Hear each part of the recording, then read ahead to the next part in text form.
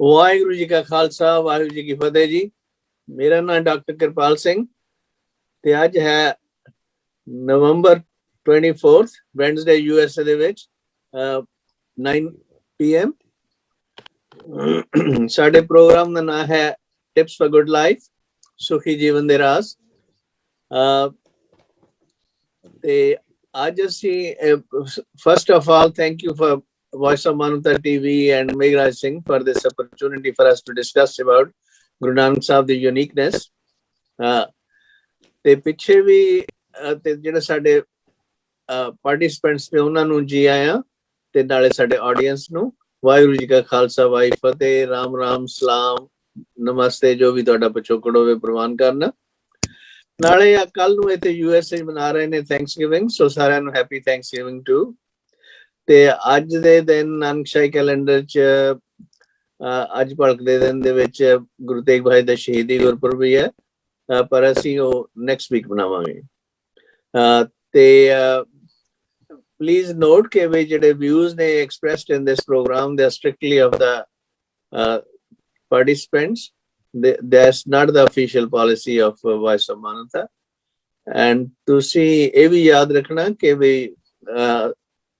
sort of ਕੋਈ ਤੁਹਾਡੇ ਕਿਸੇ ਕਿਸਮ ਦੇ ਵੀ ਸਵਾਲ ਹੋਣ ਤੇ they are most welcome, pass it on to Meghraj Singh, and any kind of financial help or otherwise suggestions are most welcome too। This is your program and we want you to participate and suggest how we can work on the mission of ਸਰਬੱਤ ਦਾ ਭਲਾ, ਜਿਹੜਾ ਕਿ ਸਾਡੇ ਗੁਰੂ ਨਾਨਕ ਸਾਹਿਬ ਨੇ ਸਾਨੂੰ ਸਿਖਾਇਆ, ਨਾਨਕ ਨਾਮ ਚੜ੍ਹਦੀ ਕਲਾ ਤੇਰੇ ਭਾਣੇ ਸਰਬੱਤ ਦਾ ਭਲਾ। The whole idea of this exercise is ਕਿ ਗੁਰੂ ਸਾਹਿਬ ਗੁਰਬਾਣੀ ਤੇ ਗੁਰੂ ਸਾਹਿਬ ਦੇ ਜੀਵਨ ਤੋਂ ਲੈ ਕੇ ਤੇ ਬਾਅਦ ਦੇ ਵਿੱਚ ਗੁਰਸਿੱਖਾਂ ਦੇ ਜੀਵਨ ਤੋਂ ਲੈ ਕੇ ਅਸੀਂ ਕੀ ਸਬਕ ਸਿੱਖ ਸਕਦੇ ਹਾਂ ਕਿ ਸਾਡਾ ਆਪਣਾ ਪਰਸਨਲ ਜੀਵਨ, ਸਾਡੇ ਆਲੇ ਦੁਆਲੇ ਦਾ ਤੇ ਸਾਡੇ ਜਿਹੜੇ ਹੈਗੇ ਜਿੱਥੇ ਰਹਿੰਦੇ ਹਾਂ ਅਸੀਂ ਦੇਸ਼ਾਂ ਦੇ ਵਿੱਚ, ਉੱਥੇ ਕਿਵੇਂ ਸੁਧਾਰ ਆ ਸਕੇ, ਤਾਂ ਕਿ ਸਭ ਨੂੰ ਜੋ ਮਹਾਰਾਜ ਨੇ ਗਿਫਟ ਦਿੱਤੀਆਂ ਨੇ ਵਾਹਿਗੁਰੂ ਨੇ ਉਹਨਾਂ ਨੂੰ ਫੁੱਲੀ ਆਪਣਾ ਪੋਟੈਂਸ਼ੀਅਲ ਉਹ ਰੀਅਲਾਈਜ਼ ਕਰ ਸਕਣ ਬਗੈਰ ਕਿਸੇ ਰੋਕ ਟੋਕ ਦੇ।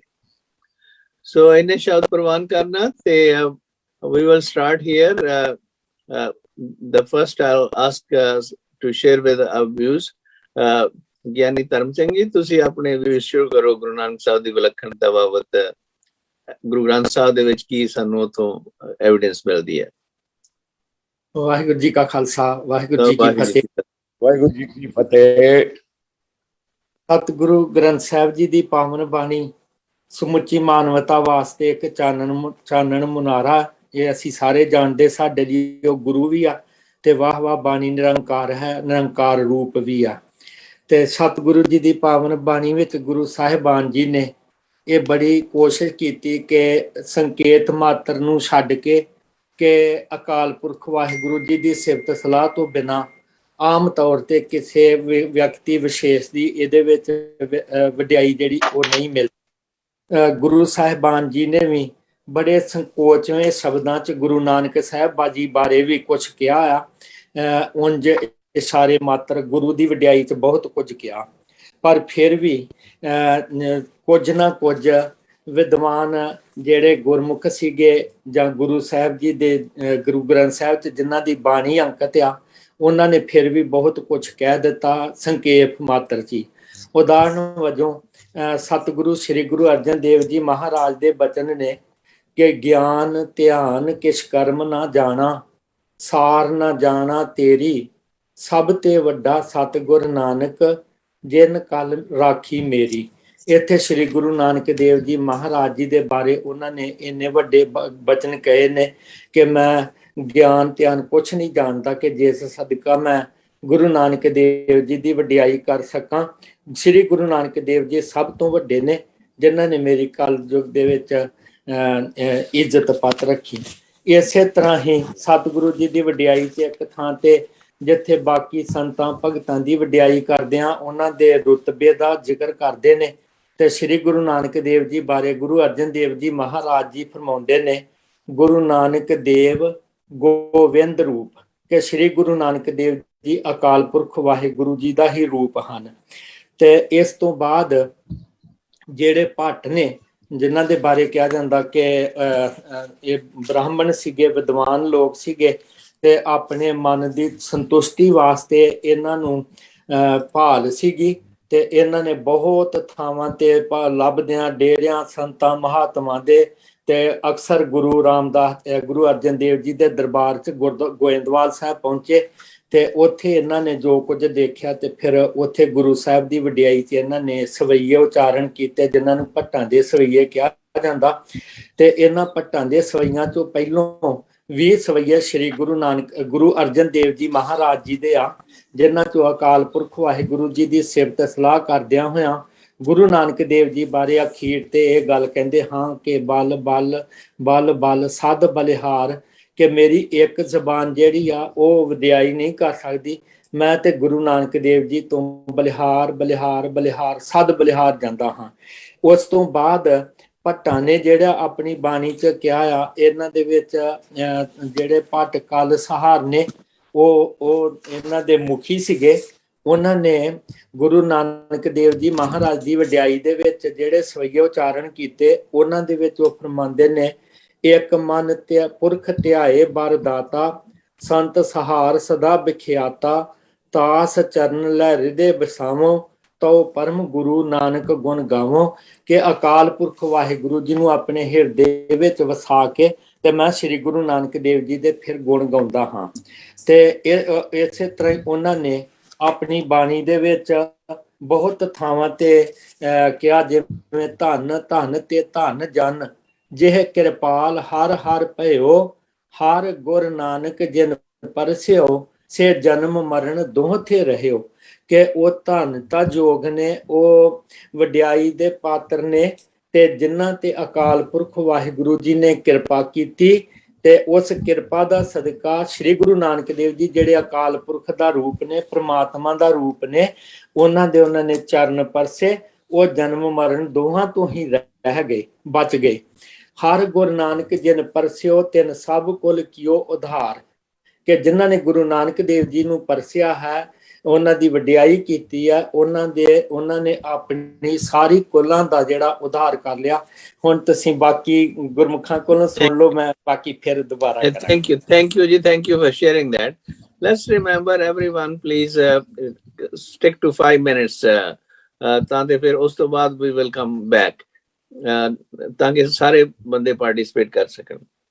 ਇਹਦੇ ਵਿੱਚ ਜਿਵੇਂ ਸਤਿਗੁਰੂ ਨਾਨਕ, ਸਭ ਤੋਂ ਵੱਡਾ ਸਤਿਗੁਰੂ ਨਾਨਕ ਜਿਨ ਕਲ ਰਾਖੀ ਮੇਰੀ, ਉਹਦੇ ਕਈ ਵਾਰੀ ਦੋ ਵੀ ਬਦਲ ਕੱਢੇ ਜਾਂਦੇ ਨੇ ਕਿ ਵੀ ਇੱਥੇ ਮਹਾਰਾਜ ਨੇ ਸਤਿਗੁਰੂ ਦੀ ਵਡਿਆਈ ਵੀ ਕੀਤੀ ਹੈ ਤੇ ਨਾਲੇ ਫਿਰ ਉਹ ਨਾਨਕ ਕੱਕੇ ਦੇ ਥੱਲੇ ਔਂਕੜ ਲੱਗਿਆ ਕਰਕੇ ਇਹ ਵੀ ਕਿਹਾ ਵੀ ਜਿਹੜੇ ਨਾਨਕ ਨੇ ਉਹ ਮੇਰੇ ਲਈ ਉਹ ਸਭ ਤੋਂ ਵੱਡੇ ਨੇ। ਇਹ ਨਹੀਂ, ਬਾਕੀ ਦੁਨੀਆ ਦੇ ਆਪੋ ਆਪਣੇ ਪ੍ਰੋਫਿਟਸ ਨੇ, ਜਿਵੇਂ ਦੁਨੀਆ ਦੇ ਵਿੱਚ ਬੜੇ ਧਰਮ ਨੇ, ਉਹਨਾਂ ਦੇ ਵਿੱਚ ਜਿਹੜਾ ਵੀ ਕੋਈ ਫਾਲੋ ਕਰਦਾ ਉਹਦੇ ਲਈ ਉਹ ਵਧੀਆ, ਤੇ ਸਾਡੇ ਲਈ ਐਜ਼ ਅ ਸਿੱਖ ਜਿਹੜੀ ਹੈ ਗੁਰੂ ਨਾਨਕ ਦੇਵ ਜੀ ਧਰਮ ਵਧੀਆ। ਹਾਂਜੀ ਡਾਕਟਰ ਸਾਹਿਬ, 1 ਮਿੰਟ ਮੈਂ ਇੱਥੇ ਬੇਨਤੀ ਕਰਦੇ ਹਾਂ ਕਿ ਜਿਹੜਾ ਹੈਗਾ ਨਾ ਨਾਨਕ, ਇਹ ਜਿਹੜੀ ਪ੍ਰੋਫੈਸਰ ਸਾਹਿਬ ਸਿੰਘ ਹੋਰਾਂ ਨੇ ਗੁਰਬਾਣੀ ਵਿਆਕਰਨ ਦੇ ਹਿਸਾਬ ਦੇ ਨਾਲ ਉਹਨਾਂ ਨੇ ਜਿੱਥੇ ਨਾਨਕ ਮੁਕਤਾ ਆ ਉੱਥੇ ਆਪਣੇ ਵਾਸਤੇ ਹੁੰਦਾ ਆ ਸੰਬੋਧਨ ਵਾਚਕ, ਤੇ ਜਿੱਥੇ ਔਂਕੜ ਆ ਉਹ ਇੱਕ ਵਚਨ ਪੁਲਿੰਗ ਨਾਮ ਆ, ਤੇ ਇਸ ਕਰਕੇ ਉੱਥੇ ਸਤਿਗੁਰ ਦੇ ਰਾਰੇ ਨੂੰ ਔਂਕੜਿਆ ਤੇ ਨਾਨਕ ਦੇ ਕੱਕੇ ਨੂੰ ਵੀ ਔਂਕੜਿਆ। ਇਸ ਕਰਕੇ ਉਹ ਜਿਹੜਾ ਸਤਿਗੁਰ ਆ ਗੁਰੂ ਨਾਨਕ ਦੇਵ ਜੀ ਦਾ ਵਿਸ਼ੇਸ਼ਣ ਆ। ਤੇ ਇਸ ਕਰਕੇ ਕਿਉਂਕਿ ਮੈਂ ਇਹ ਦੇਖਿਆ ਸੀਗਾ ਬਹੁਤ ਥਾਵਾਂ ਤੇ ਅਰਥ ਜਿਹੜੇ ਉਸੇ ਤਰ੍ਹਾਂ ਹੀ ਕੀਤੇ ਜਾਂਦੇ, ਪਰ ਇੱਥੇ ਜੇ ਨਾਨਕ ਮੁਕਤਾ ਕੱਕਾ ਹੁੰਦਾ ਤੇ ਫਿਰ ਹੋਣਾ ਸੀਗਾ ਵੀ ਇਹ ਨਾਨਕ ਗੁਰੂ ਜਿਹੜਾ ਆ ਵੀ ਉਹ ਹੀ ਸਭ ਤੋਂ ਵੱਡਾ ਆ, ਤੇ ਇੱਥੇ ਸਤਿਗੁਰ ਜਿਹੜਾ ਉਹ ਗੁਰੂ ਨਾਨਕ ਜੀ ਦਾ ਵਿਸ਼ੇਸ਼ਣ ਦੇ ਤੌਰ ਤੇ ਵਰਤਿਆ ਆ ਸਤਿਗੁਰ। ਥੈਂਕ ਯੂ ਜੀ। Now I will go to Dr. Kulwinder Singh, ਤੁਸੀਂ ਆਪਣੇ ਕੋਈ ਵਿਊ ਗੁਰੂ ਨਾਨਕ ਸਾਹਿਬ ਦੀ ਵਿਲੱਖਣਤਾ ਬਾਬਤ ਸ਼ੇਅਰ ਕਰੋ। ਹਾਂਜੀ ਕੁਲਵਿੰਦਰ ਸਿੰਘ। ਹਾਂਜੀ ਹਾਂਜੀ, ਆਵਾਜ਼ ਆ ਰਹੀ ਮੇਰੀ ਜੀ? ਹਾਂਜੀ ਹਾਂਜੀ ਆ ਰਹੀ ਹੈ ਆਵਾਜ਼। ਹਾਂਜੀ ਠੀਕ ਹੈ ਜੀ। ਵਾਹਿ ਖਾਲਸਾ ਵਾਹਿ। ਹਾਂਜੀ, ਗੁਰੂ ਨਾਨਕ ਸਾਹਿਬ ਬਾਰੇ ਜੋ ਭਾਈ ਗੁਰਦਾਸ ਜੀ ਦੀਆਂ ਵਾਰਾਂ ਨਾ, ਉਹਦੇ ਵਿੱਚ ਮੈਂ ਇੱਕ ਚੀਜ਼ ਸ਼ੇਅਰ ਕਰਨੀ ਚਾਹੁੰਦਾ ਅੱਜ ਦੇ ਨਾਲ ਕਿ ਭਾਈ ਗੁਰਦਾਸ ਜੀ ਨੇ ਗੁਰੂ ਨਾਨਕ ਸਾਹਿਬ ਦੇ ਜਿਹੜੀ ਵਿਲੱਖਣਤਾ ਹੈ ਨਾ ਆਪਣੇ ਲਫ਼ਜ਼ਾਂ 'ਚ ਬਿਆਨ ਕੀਤੀ ਹੈ। ਉਹਦੇ ਚ ਕੀ ਲਿਖਿਆ ਭਾਈ ਸਾਹਿਬ ਨੇ? ਭਾਈ ਸਾਹਿਬ ਕਹਿੰਦੇ ਨੇ ਪਹਿਲਾ ਬਾਬੇ ਪਾਇਆ ਬਖਸ਼ਦਾ, ਕਿ ਗੁਰੂ ਨਾਨਕ ਸਾਹਿਬ ਨੂੰ ਪਹਿਲਾਂ ਹੀ ਆਦ ਤੋਂ ਹੀ ਪਰਮਾਤਮਾ ਦੀ ਤੇ ਪ੍ਰਾਪਤੀ ਹੈ ਹੀ ਹੈ ਸੀ, ਪਰਮਾਤਮਾ ਦੇ ਨਾਲ ਮਿਲਿਆ ਸੀ। ਪਰ ਕਹਿੰਦੇ ਫੇਰ ਵੀ ਪਿੱਛੋਂ ਦੇ ਫਿਰ ਘਾਲ ਕਮਾਈ। ਬਾਬਾ ਨਾਨਕ ਦੇਵ ਜੀ ਫੇਰ ਵੀ ਘਾਲ ਕਮਾਈ ਤੇ ਭਗਤੀ ਕਰ। ਰੇਤ ਅੱਕ ਆਹਾਰ ਕਰ ਰੋੜਾਂ ਦੀ ਗੁਰੂ ਕਰੀ ਇੱਛਾ। ਕਹਿਣ ਦਾ ਮਤਲਬ ਕਿ ਗੁਰੂ ਸਾਹਿਬਾਂ ਨੇ ਖਾਣ ਪੀਣ ਵਾਸਤੇ ਅੱਕ ਦਾ ਆਹਾਰ ਕੀਤਾ ਤੇ ਰੋੜਾਂ ਦੀ ਗੁਰੂ ਕਰੀ ਵਿਛਾਈ ਦਾ ਮਤਲਬ ਹੈ ਕਿ ਕੋਈ ਬਿਸਰੇ ਬੁਸਰੇ ਨਹੀਂ ਸਨ, ਜਿੱਥੇ ਜੰਗਲਾਂ ਜਿੱਥੇ ਜਗ੍ਹਾ ਮਿਲਦੀ ਸੀ ਆਰਾਮ ਕਰ। ਭਾਰੀ ਕਰੀ ਤਪੱਸਿਆ ਵੱਡੇ ਭਾਗ ਹਰ ਸ਼ੋਭਾ ਲਾਈ। ਤੇ ਬਹੁਤ ਤਪੱਸਿਆ ਕੀਤੀ ਤੇ ਪ੍ਰਮਾਤਮਾ ਦੁਆਰਾ ਪ੍ਰਗਟ ਹੋਏ ਕਿ ਬਾਬਾ ਨਾਨਕ ਤੈਨੂੰ ਸਭ ਕੁਝ ਤੇ ਦੇ ਦਿੱਤਾ ਹੈ, ਤੂੰ ਹੁਣ ਕਿਉਂ ਤਪੱਸਿਆ ਕਰੀ ਜਾਂਦਾ? ਮੈਨੂੰ ਸਮਝ ਨਹੀਂ ਆਈ। ਤੇ ਕਹਿੰਦੇ ਬਾਬਾ ਪੈਂਦਾ ਸੱਚਖੰਡ ਨੌ ਨਿਤ ਨਾਮ ਗਰੀਬੀ ਪਾਈ। ਗੁਰੂ ਨਾਨਕ ਦੇਵ ਜੀ ਕਹਿਣ ਲੱਗੇ ਕਿ ਦੇਖੋ, ਪ੍ਰਮਾਤਮਾ ਨੂੰ ਕਹਿਣ ਲੱਗੇ ਕਿ ਮੈਨੂੰ ਗਰੀਬੀ ਚਾਹੀਦੀ ਹੈ ਕਿ ਜਦੋਂ ਸੰਸਾਰ ਤੇ ਪ੍ਰਚਾਰ ਕਰਨਾ ਮੈਂ ਤੇ ਪ੍ਰਚਾਰ ਕਰਦਿਆਂ ਕਿਸੇ ਤਰ੍ਹਾਂ ਦੀ ਹਉਮੈ ਮੈਂ ਤੇ ਆਪਣੇ ਨਾਲ ਜੋੜਨ ਦੀ ਵਿਚਾਰ ਮੇਰੇ ਚ ਨਾ ਆਵੇ।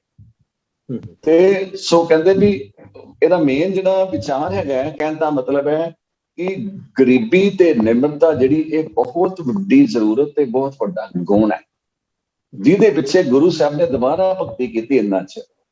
ਸੋ ਉਸ ਤੋਂ ਬਾਅਦ ਤੇ ਫਿਰ ਦੱਸਿਆ ਹੀ ਹੈ ਕਿ ਬਾਬਾ ਦੇਖੇ ਧਿਆਨ ਧਰ ਜਲਤੀ ਸਭ ਪ੍ਰਿਥਵੀ ਦਿਸਾਈ। ਤੇ ਗੁਰੂ ਨਾਨਕ ਸਾਹਿਬ ਦੇਖਿਆ ਕਿ ਦੁਨੀਆ ਬੜੀ ਦੁਖੀ ਹੈ, ਸਭ ਕੁਝ ਹੁੰਦਿਆਂ ਦੁਨੀਆ ਦੁਖੀ ਹੈ, ਕਿਉਂਕਿ ਦੁਨੀਆ ਦੇ ਅੰਦਰ ਗਿਆਨ ਦੀ ਘਾਟ ਹੈ, ਭਗਤੀ ਦੀ ਘਾਟ ਹੈ।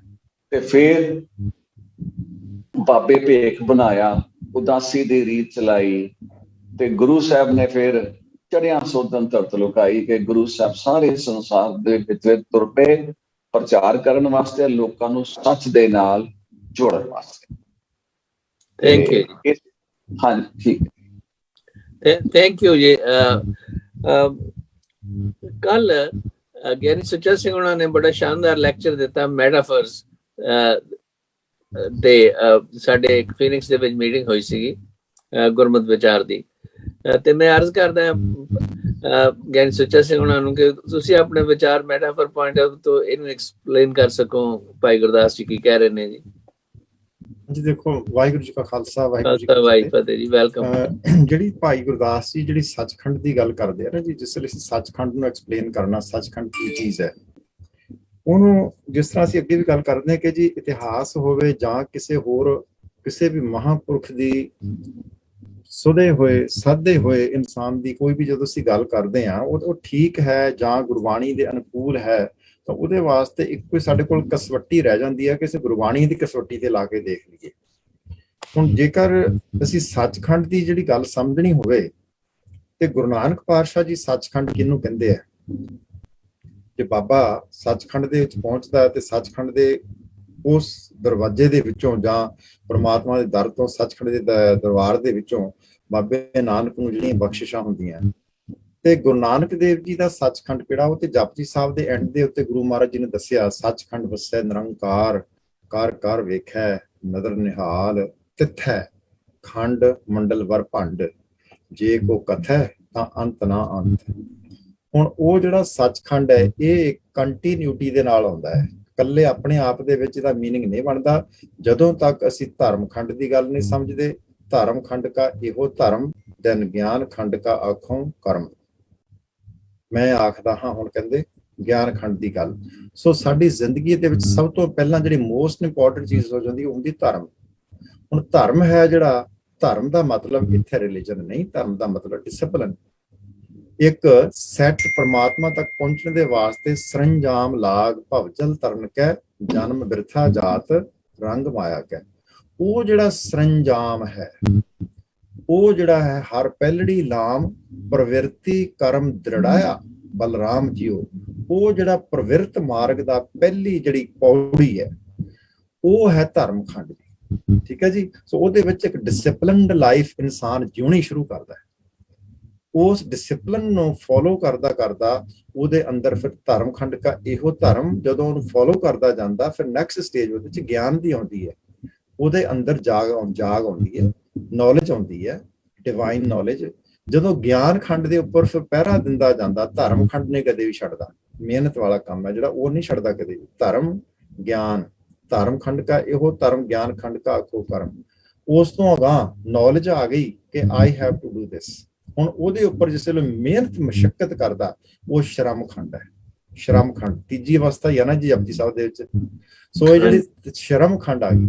ਹੁਣ ਜਿਸ ਵੇਲੇ ਮਿਹਨਤ ਕਰਦਾ ਫਿਰ ਰਾਈਟ, ਇੱਕ ਹੈ ਕਿ ਇਨਸਾਨ ਦੇ ਦਿਲ ਦੇ ਵਿੱਚ ਹੁੰਦਾ ਕਿ ਮੈਂ ਉਹੋ ਜਿਹਾ ਪਲੇਅਰ ਬਣਾ ਜਿਹੋ ਜਿਹਾ ਮੈਂ ਦਿਸਦਾ ਟੈਲੀਵਿਜ਼ਨ ਦੇ ਵਿੱਚ ਨੱਠਦਾ। ਉਹ ਮੈਂ ਬੈਠਾ ਕਾਊਚ ਦੇ ਵਿੱਚ ਬੈਠਾ ਸੋਚ ਰਿਹਾ। ਉਸ ਤੋਂ ਬਾਅਦ ਮੈਂ ਬਣਨਾ ਚਾਹੁੰਦਾ ਤੇ ਮੈਨੂੰ ਉੱਠਣਾ ਪੈਣਾ, ਮੈਨੂੰ ਹਿੰਮਤ ਕਰਨੀ ਪੈਣੀ। ਸੋ ਪਹਿਲਾਂ ਤੇ ਮੇਰੇ ਖਿਆਲਾਂ ਦੇ ਵਿੱਚ ਆਵੇ ਉਹ ਬਣਨਾ, ਉਸ ਤੋਂ ਬਾਅਦ ਉੱਠ ਕੇ ਮੈਨੂੰ ਡੰਡ ਬੈਠਕਾਂ ਕੱਢਣੀ ਪੈਣਗੀਆਂ, ਨੱਠਣਾ ਪਊਗਾ। ਉਹ ਮਿਹਨਤ ਹੈ, ਮਸ਼ੱਕਤ ਹੈ। ਇਸੇ ਤਰ੍ਹਾਂ ਧਾਰਮਿਕ ਦੁਨੀਆ ਦੇ ਅੰਦਰ ਇਨਸਾਨ ਨੂੰ ਸ਼ਰਮ ਕਰਨਾ ਪੈਂਦਾ, ਮਿਹਨਤ ਕਰਨੀ ਪੈਂਦੀ ਹੈ। ਜਦੋਂ ਇਨਸਾਨ ਮਿਹਨਤ ਵੀ ਕਰਦਾ ਜਾਂਦਾ ਤੇ ਉਸ ਤੋਂ ਅਗਾਂਹ ਇੱਕ ਅਵਸਥਾ ਆ ਜਾਂਦੀ ਕਰਮ ਖੰਡ, ਬਖਸ਼ਿਸ਼ ਦੀ। ਉੱਥੇ ਬਖਸ਼ਿਸ਼ ਹੈ। ਹੁਣ ਤੁਹਾਡੀ ਮਿਹਨਤ ਨੂੰ ਫਲ ਜਿਹੜਾ ਇੱਕ ਤਿਲ ਨਹੀਂ ਭੰਨੈ ਘਾਲੇ, ਗੁਰੂ ਮਹਾਰਾਜ ਜੀ ਕਹਿੰਦੇ ਆ ਕਿ ਪ੍ਰਮਾਤਮਾ ਦੀ ਕਿਰਪਾ ਐਸੀ ਹੈ ਕਿ ਇਨਸਾਨ ਦੀ ਥੋੜੀ ਜਿਹੀ ਮਿਹਨਤ ਕੀਤੀ ਨੂੰ ਵੀ ਉਹ ਬਿਰਥ ਨਹੀਂ ਜਾਣ ਦਿੰਦਾ। ਤੇ ਜਿਸ ਵੇਲੇ ਇਨਸਾਨ ਸ਼ਰਮ ਖੰਡ ਦੇ ਵਿੱਚੋਂ ਨਿਕਲਦਾ, ਮਿਹਨਤ ਕਰਦਾ ਜਾਂਦਾ ਅਗਾਂਹ ਇੱਕ ਧਾਰਮਿਕ ਦੁਨੀਆ ਵਾਲੀ ਅਵਸਥਾ ਜਿਹੜੀ ਹੈ ਉਹਨੂੰ ਸਟੇਟ ਆਫ ਮਾਈਂਡ ਅਸੀਂ ਕਹਿ ਸਕਦੇ ਹਾਂ, ਉਹ ਇੱਕ ਐਸੀ ਆਉਂਦੀ ਹੈ। ਉਸ ਅਵਸਥਾ ਨੂੰ ਗੁਰੂ ਮਹਾਰਾਜ ਜੀ ਸੱਚਖੰਡ ਕਹਿੰਦੇ ਆ। ਅਕਾਲ ਪੁਰਖ ਦੇ ਨਾਲ ਅਭੇਦ ਹੋਣਾ ਜਾਂ ਇੱਕ ਹੋਣੇ ਵਾਲੀ ਅਵਸਥਾ, ਜਿਹਨੂੰ ਕਬੀਰ ਜੀ ਕਹਿੰਦੇ ਕਿ ਕਬੀਰ ਤੂੰ ਕਰਤਾ ਤੂੰ ਹੁਆ ਮੁਝ ਮੈਂ ਰਹਾ ਨਾ ਹੂੰ, ਉਹ ਅਵਸਥਾ ਸੱਚਖੰਡ ਹੈ ਜੀ। ਤਾਂ ਹੁਣ ਜੇ ਉਸ ਕੰਟੈਕਸਟ ਦੇ ਵਿੱਚ ਲਿਆ ਕੇ ਭਾਈ ਗੁਰਦਾਸ ਜੀ ਦੀ ਸੱਚਖੰਡ ਦੀ ਅਵਸਥਾ ਜਾਂ ਬਿਆਨ ਕਰਕੇ ਦੇਖੀਏ, ਵਿਆਖਿਆ ਕਰਕੇ ਦੇਖੀਏ, ਫਿਰ ਉਹਦਾ ਮਤਲਬ ਜੀ ਬਦਲ ਜਾਂਦਾ। ਸੋ ਇਸ ਵਾਸਤੇ ਇਹ ਜਿਹੜੀ ਚੀਜ਼ਾਂ ਨਾ ਮੇਰੇ ਤੇ ਖਿਆਲ ਤੇ ਗੁਰਬਾਣੀ ਦੀ ਰੋਸ਼ਨੀ ਦੇ ਵਿੱਚ ਦੇਖਣ ਵਾਲੀਆਂ ਹੁੰਦੀਆਂ ਜੀ। ਸੋ Thank you ji for clarifying and explaining. Thank you. Now I will go to ਆਪਣੇ ਭਾਈ ਡਾਕਟਰ ਨਰਿੰਦਰ ਸਿੰਘ ਹੁਣਾਂ ਕੋਲੇ। ਤੁਸੀਂ ਆਪਣੇ ਕੋਈ ਵਿਊ ਇਸ ਪਾਸੇ ਸ਼ੇਅਰ ਕਰੋ ਜੀ। ਡਾਕਟਰ ਨਰਿੰਦਰ ਸਿੰਘ ਅਨਮਿਊਟ ਕਰੋ ਆਪਣੇ ਆਪ ਨੂੰ, ਅਨਮਿਊਟ ਕਰੋ ਆਪਣੇ। ਹਾਂਜੀ, ਬਹੁਤ ਵਧੀਆ ਗੱਲਾਂ ਕੀਤੀਆਂ ਗੁਰਬਾਣੀ ਨੂੰ ਲੈ ਕੇ ਔਰ ਭਾਈ ਗੁਰਦਾਸ ਜੀ ਦੀ ਬਾਣੀ ਨੂੰ ਲੈ ਕੇ। ਬਹੁਤ ਇਹ ਜਿਹੜਾ ਡਿਫਰੈਂਸ ਹੈ, ਇਸ ਨੂੰ ਜਿਹੜਾ ਮੈਟਾਫਰ ਦੀ ਲੈਂਗੁਏਜ ਵਿੱਚ ਸਮਝਣ ਦੀ ਗੱਲ ਤੁਸੀਂ ਕੀਤੀ ਸੀ, ਉਹ ਵੀ ਕਮਾਲ ਹੈ। ਅਸੀਂ ਦੇਖਦੇ ਹਾਂ ਕਿ ਗੁਰਬਾਣੀ ਜਿਹੜੀ ਹੈ ਉਹ ਕਨਸੈਪਚੁਅਲ ਹੈ, ਉਹ ਸੰਕਲਪੀ ਹੈ। ਉਹ ਕਦੀ ਵੀ ਮੈਟਾਫਰ ਇਹੋ ਜਿਹੇ ਨਹੀਂ ਵਰਤਦੀ ਜਿਹਦੇ ਬਹੁਤ ਸਾਰੇ ਅਰਥ ਕੀਤੇ ਜਾ ਸਕਣ। ਅਸੀਂ ਜਦੋਂ ਗੁਰਬਾਣੀ ਤੋਂ ਬਾਹਰ ਜਾਂਦੇ ਹਾਂ, ਭਾਵੇਂ ਉਹ ਕਿਸੇ ਹੋਰ ਦੀ ਬਾਣੀ ਹੋਵੇ, ਭਾਈ ਗੁਰਦਾਸ ਦੀ ਬਾਣੀ ਹੋਵੇ ਜਾਂ ਕਿਸੇ ਹੋਰ ਦੀ, ਅਸੀਂ ਦੇਖਦੇ ਹਾਂ, ਈਵਨ ਤੁਸੀਂ ਦੇਖੋ, ਈਵਨ ਜਦੋਂ ਤੁਸੀਂ ਭਗਤਾਂ ਦੀ ਬਾਣੀ ਵੀ ਦੇਖਦੇ ਹੋ, ਤਾਂ ਵੀ ਜਦੋਂ ਤੁਸੀਂ ਗੁਰੂਆਂ ਦੀ ਬਾਣੀ ਦੇਖਦੇ ਹੋ ਤਾਂ ਤੁਹਾਨੂੰ ਦਿਖਦਾ ਹੈ ਕਿ ਉਹ ਸਾਰੇ ਦੇ ਸਾਰੇ ਕਨਸੈਪਚੁਅਲ। ਮੈਟਾਫਰ ਉਦੋਂ ਇਸਤੇਮਾਲ ਹੁੰਦਾ ਹੈ ਜਦੋਂ ਸ਼ਬਦ ਸਾਡਾ ਸਾਥ ਨਹੀਂ ਦਿੰਦੇ, ਤਾਂ ਫਿਰ ਅਸੀਂ ਮੈਟਾਫਰ ਵੱਲ ਜਾਂਦੇ ਆ। ਅਸੀਂ ਮੈਟਾਫਰ ਨੂੰ ਇਕੱਠਾ ਕਰਕੇ, ਜੇ ਅਸੀਂ ਜਨਮ ਸਾਖੀ ਦੇਖੀਏ ਵੀ ਬਾਬਾ ਜਿਹੜੇ ਨੇ ਉਹ ਸੁੱਤੇ ਨੇ ਔਰ ਸੱਪ ਨੇ ਉਹਨਾਂ ਉੱਤੇ ਛਾਂ ਕੀਤੀ ਹੋਈ ਹੈ, ਤਾਂ ਇਸ ਗੱਲ ਨੂੰ ਤੁਸੀਂ ਇੱਕ ਮੈਟਾਫਰ ਵਾਂਗ ਹੀ ਲਓ ਕਿ ਇਹ ਇੱਕ ਮੈਟਾਫਰ ਹੈ। ਇਹੀ ਕਹਾਣੀ ਜਿਹੜੀ ਹੈ ਇਹ ਬੁੱਧ ਬਾਰੇ ਵੀ ਆਉਂਦੀ, ਮਹਾਤਮਾ ਬੁੱਧ ਬਾਰੇ। ਇਸ ਕਰਕੇ ਹੋਰ ਜਿਹੜੀਆਂ ਭਾਵੇਂ ਜਨਮ ਸਾਖੀਆਂ ਹੋਣ ਜਾਂ ਕੋਈ ਹੋਰ ਕਵਿਤਾ ਹੋਵੇ, ਕਵਿਤਾ ਵਿੱਚ ਔਰ ਬਾਣੀ ਵਿੱਚ ਬਹੁਤ ਵੱਡਾ ਅੰਤਰ ਇਹੀ ਹੈ ਕਿ ਕਵਿਤਾ ਛੇਤੀ ਨਾਲ ਮੈਟਾਫਰ ਵੱਲ ਜਾਂਦੀ ਹੈ, ਜਦ ਕਿ ਗੁਰਬਾਣੀ ਆਮ ਤੌਰ ਉੱਤੇ ਕਨਸੈਪਟ ਨਾਲ ਜੁੜੀ ਰਹਿੰਦੀ ਹੈ। ਇਸੇ ਕਰਕੇ ਗੁਰਬਾਣੀ ਨੂੰ ਸਮਝਣ ਲਈ ਗੁਰਬਾਣੀ ਦੀਆਂ ਹੀ ਪੰਕਤੀਆਂ ਜਿਹੜੀਆਂ ਨੇ ਉਹਨਾਂ ਨੂੰ ਇਸਤੇਮਾਲ ਕਰਨਾ ਪੈਂਦਾ ਹੈ। ਇਹ ਜਿਹੜੀ ਭਾਈ ਗੁਰਦਾਸ ਜੀ ਦੀਆਂ ਤੁਕਾਂ ਨੂੰ ਇਹਨਾਂ ਨੇ ਐਕਸਪਲੇਨ ਕੀਤਾ, ਸਰਦਾਰ ਸੁੱਚਾ ਸਿੰਘ ਹੋਰਾਂ ਨੇ, ਇਹ ਬਹੁਤ ਵਧੀਆ ਤਰੀਕੇ ਨਾਲ ਇਸ ਤਰ੍ਹਾਂ ਕੀਤਾ ਕਿ ਅਸੀਂ ਗੁਰਬਾਣੀ ਨੂੰ ਦੀ ਕਸਵੱਟੀ ਤੇ ਲਾ ਕੇ ਜਦੋਂ ਕੋਈ ਕਵਿਤਾ ਦੇਖਦੇ ਆ ਤਾਂ ਉਹਦੇ ਅਰਥ ਬਦਲ ਜਾਂਦੇ ਨੇ। ਇਸ ਕਰਕੇ ਭਾਵੇਂ ਉਹ ਅਸੀਂ ਕਦੀ ਕਦੀ ਜ਼ਿਕਰ ਕਰਦੇ ਹੁੰਦੇ ਨੇ ਕਿ ਭਾਈ ਵੀਰ ਸਿੰਘ ਦੀਆਂ ਕਵਿਤਾਵਾਂ ਦਾ ਵੀ ਬਹੁਤ ਅੱਛੀ ਗੱਲ ਹੈ, ਪਰ ਇਹ ਸਾਰੀਆਂ ਮੈਟਾਫਰ ਵੱਲ ਜਾਂਦੀਆਂ ਨੇ। ਇਹ ਸਾਡੀ ਹੈਲਪ ਜ਼ਰੂਰ ਕਰਦੀ ਹੈ ਗੁਰਬਾਣੀ ਨੂੰ ਸਮਝਣ ਵਿੱਚ। ਇਸੇ ਕਰਕੇ ਗੁਰੂਆਂ ਨੇ ਭਾਈ ਗੁਰਦਾਸ ਦੀ ਬਾਣੀ ਨੂੰ ਕੁੰਜੀ ਕਿਹਾ ਸੀ, ਕੁੰਜੀ ਕਿਹਾ ਸੀ ਗੁਰਬਾਣੀ ਦੀ, ਔਰ ਗੁਰੂ ਗ੍ਰੰਥ ਸਾਹਿਬ ਵੀ ਸ਼ਾਮਿਲ ਨਹੀਂ ਕੀਤਾ ਸੀ, ਕਿਉਂਕਿ ਉਹਦਾ ਬੇਸਿਕ ਸਟਰਕਚਰ ਜਿਹੜਾ ਹੈ ਉਹ ਕਨਸੈਪਟ ਵਾਲਾ ਨਹੀਂ ਹੈਗਾ, ਮੈਟਾਫੋਰ ਵਾਲਾ ਹੈ। ਕਨਸੈਪਟ ਜਿਹੜਾ ਹੈ ਉਹ ਅਲਜਬਰਿਕ ਹੁੰਦਾ ਹੈ। ਉਹਦੇ ਵਿੱਚੋਂ ਗੱਲ ਜਿਹੜੀ ਹੈ ਉਹ ਬੜੀ ਸੋਚ ਨਾਲ ਸਮਝ ਕੇ ਲੈਣੀ ਪੈਂਦੀ ਹੈ, ਜਦ ਕਿ ਮੈਟਾਫੋਰ ਵਾਲੀਆਂ ਜਿਹੜੀਆਂ ਗੱਲਾਂ ਨੇ ਉਹ ਤੁਹਾਨੂੰ ਕੁਝ ਇਕਾਈਆਂ ਇਕੱਠੀਆਂ ਕਰਕੇ ਦੇ ਦਿੰਦੀਆਂ, ਜਿਹੜੀਆਂ ਨੇੜੇ ਨੇੜੇ ਦੇ ਅਰਥ ਜਿਹੜੇ ਨੇ ਉਹ ਕਰ ਦਿੰਦੀਆਂ ਤੁਹਾਡੀ ਗੁਰਬਾਣੀ ਦੇ। ਇਸ ਕਰਕੇ ਅਸੀਂ ਗੁਰਬਾਣੀ ਨੂੰ ਅਗਰ ਸਮਝਣਾ ਹੋਵੇ ਤਾਂ ਮੈਟਾਫੋਰ ਕੰਮ ਤਾਂ ਆ ਜਾਂਦੇ ਨੇ, ਪਰ ਬੈਸਟ ਜਿਹੜਾ ਉਹਦਾ ਰਿਜ਼ਲਟ ਹੈ ਉਹ ਗੁਰਬਾਣੀ ਹੀ ਦੇ ਸਕਦੀ ਹੈ। ਥੈਂਕ ਯੂ ਜੀ, thank you for sharing that doctor Sahib. Doctor Vasu, ਤੁਸੀਂ ਆਪਣੇ ਵਿਚਾਰ ਪੇਸ਼ ਕਰੋ। ਮੈਂ ਜੀ ਇਸ ਤਰ੍ਹਾਂ ਵੀ ਕੁਝ ਗੁਰੂ ਨਾਨਕ ਸਾਹਿਬ ਦੀ ਵਿਲੱਖਣਤਾ ਨੂੰ ਸਮਾਜਿਕ ਔਰ ਰਾਜਨੀਤਿਕ ਪੱਖ ਤੋਂ ਦੱਸਣਾ ਚਾਹਾਂਗਾ। ਜਿਹੜੇ ਕਨਿੰਗਮ ਹੋਏ ਨੇ ਉਹਨਾਂ ਨੇ ਗੁਰੂ ਨਾਨਕ ਦੀ ਵਿਲੱਖਣਤਾ ਕੋਈ ਹੋਰ ਤਰ੍ਹਾਂ ਦੇਖੀ ਹੈ। ਗੁਰੂ ਨਾਨਕ ਸਾਹਿਬ ਬਾਰੇ ਉਹ ਕਹਿੰਦੇ ਨੇ ਕਿ ਜਿਹੜੇ ਭਗਤੀ ਮਤ ਵਾਲੇ ਲੋਕ ਸਨ ਉਹਨਾਂ ਨੇ ਕੁਝ ਨੇਕ ਸੁਭਾਵਾਂ ਜੀਆਂ ਬਣਾਈਆਂ ਨੇ, ਕੋਈ ਸੰਤੋਖਵਾਦੀ ਬਿਰਤੀ ਵਾਲੀਆਂ, ਤੇ ਨਾਲੇ ਭਗਤੀ ਮਤ ਨੇ ਲੋਕਾਂ ਨੂੰ ਭਵਿੱਖਤ ਵਿੱਚ ਜਿਹੜਾ ਮਿਲਣ ਵਾਲਾ ਆਨੰਦ ਹੈ, ਜਿਹੜਾ ਪਰਲੋਕ ਵਿੱਚ ਆਨੰਦ ਹੈ, ਉਹਦੀ ਗੱਲ ਕੀਤੀ ਹੈ। ਯਾਨੀ ਭਗਤੀ ਮਤ ਵਾਲੇ ਇਸ ਲੋਕ ਦੀਆਂ ਜੋ ਸਮੱਸਿਆਵਾਂ ਨੇ ਉਹਦੇ ਵੱਲ ਨਹੀਂ ਗਏ, ਤੇ ਭਗਤੀ ਮਤ ਨੇ ਇਹ ਵੀ ਨਹੀਂ ਕਿਹਾ ਕਿ ਜਿਹੜਾ ਧਾਰਮਿਕ ਤੇ ਸਮਾਜਿਕ ਜਾਲ ਹੈ ਇਹਨੂੰ ਪਰਾਂ ਸੁੱਟੋ ਵਗਾ ਕੇ। ਗੁਰੂ ਨਾਨਕ ਨੇ ਭਵਿੱਖਤ ਦੇ ਆਨੰਦ ਵੱਲ ਜ਼ਿਆਦਾ ਧਿਆਨ ਨਹੀਂ ਦਿੱਤਾ ਕਿ ਪਰਲੋਕ 'ਚ ਤੁਹਾਨੂੰ ਆਨੰਦ ਮਿਲੂ। ਗੁਰੂ ਨਾਨਕ ਨੇ ਇਸ ਦੁਨੀਆ ਦੇ ਵਿੱਚ ਆਨੰਦ ਦੀ ਗੱਲ ਕੀਤੀ ਹੈ। ਸਿੱਖ ਮਤ ਜਿਹੜਾ ਹੈ ਪਰਲੋਕ ਮੁਖੀ ਨਹੀਂ ਹੈ, ਸਿੱਖ ਮਤ ਲੋਕ ਮੁਖੀ ਹੈ। ਜਿਵੇਂ ਗੁਰਮਤਿ ਆਇਆ ਇਹ ਲੋਕ ਸੁਖੀ ਪਰਲੋਕ ਸਵੇਲੇ ਨਾਨਕ ਹਰ ਪ੍ਰਭਾਪੇ ਵੇਲੇ। ਯਾਨੀ ਗੁਰੂ ਨਾਨਕ ਲਈ ਇਸ ਲੋਕ ਦਾ ਸੁੱਖ ਜਿਹੜਾ ਉਹ ਪਹਿਲੇ ਹੈ।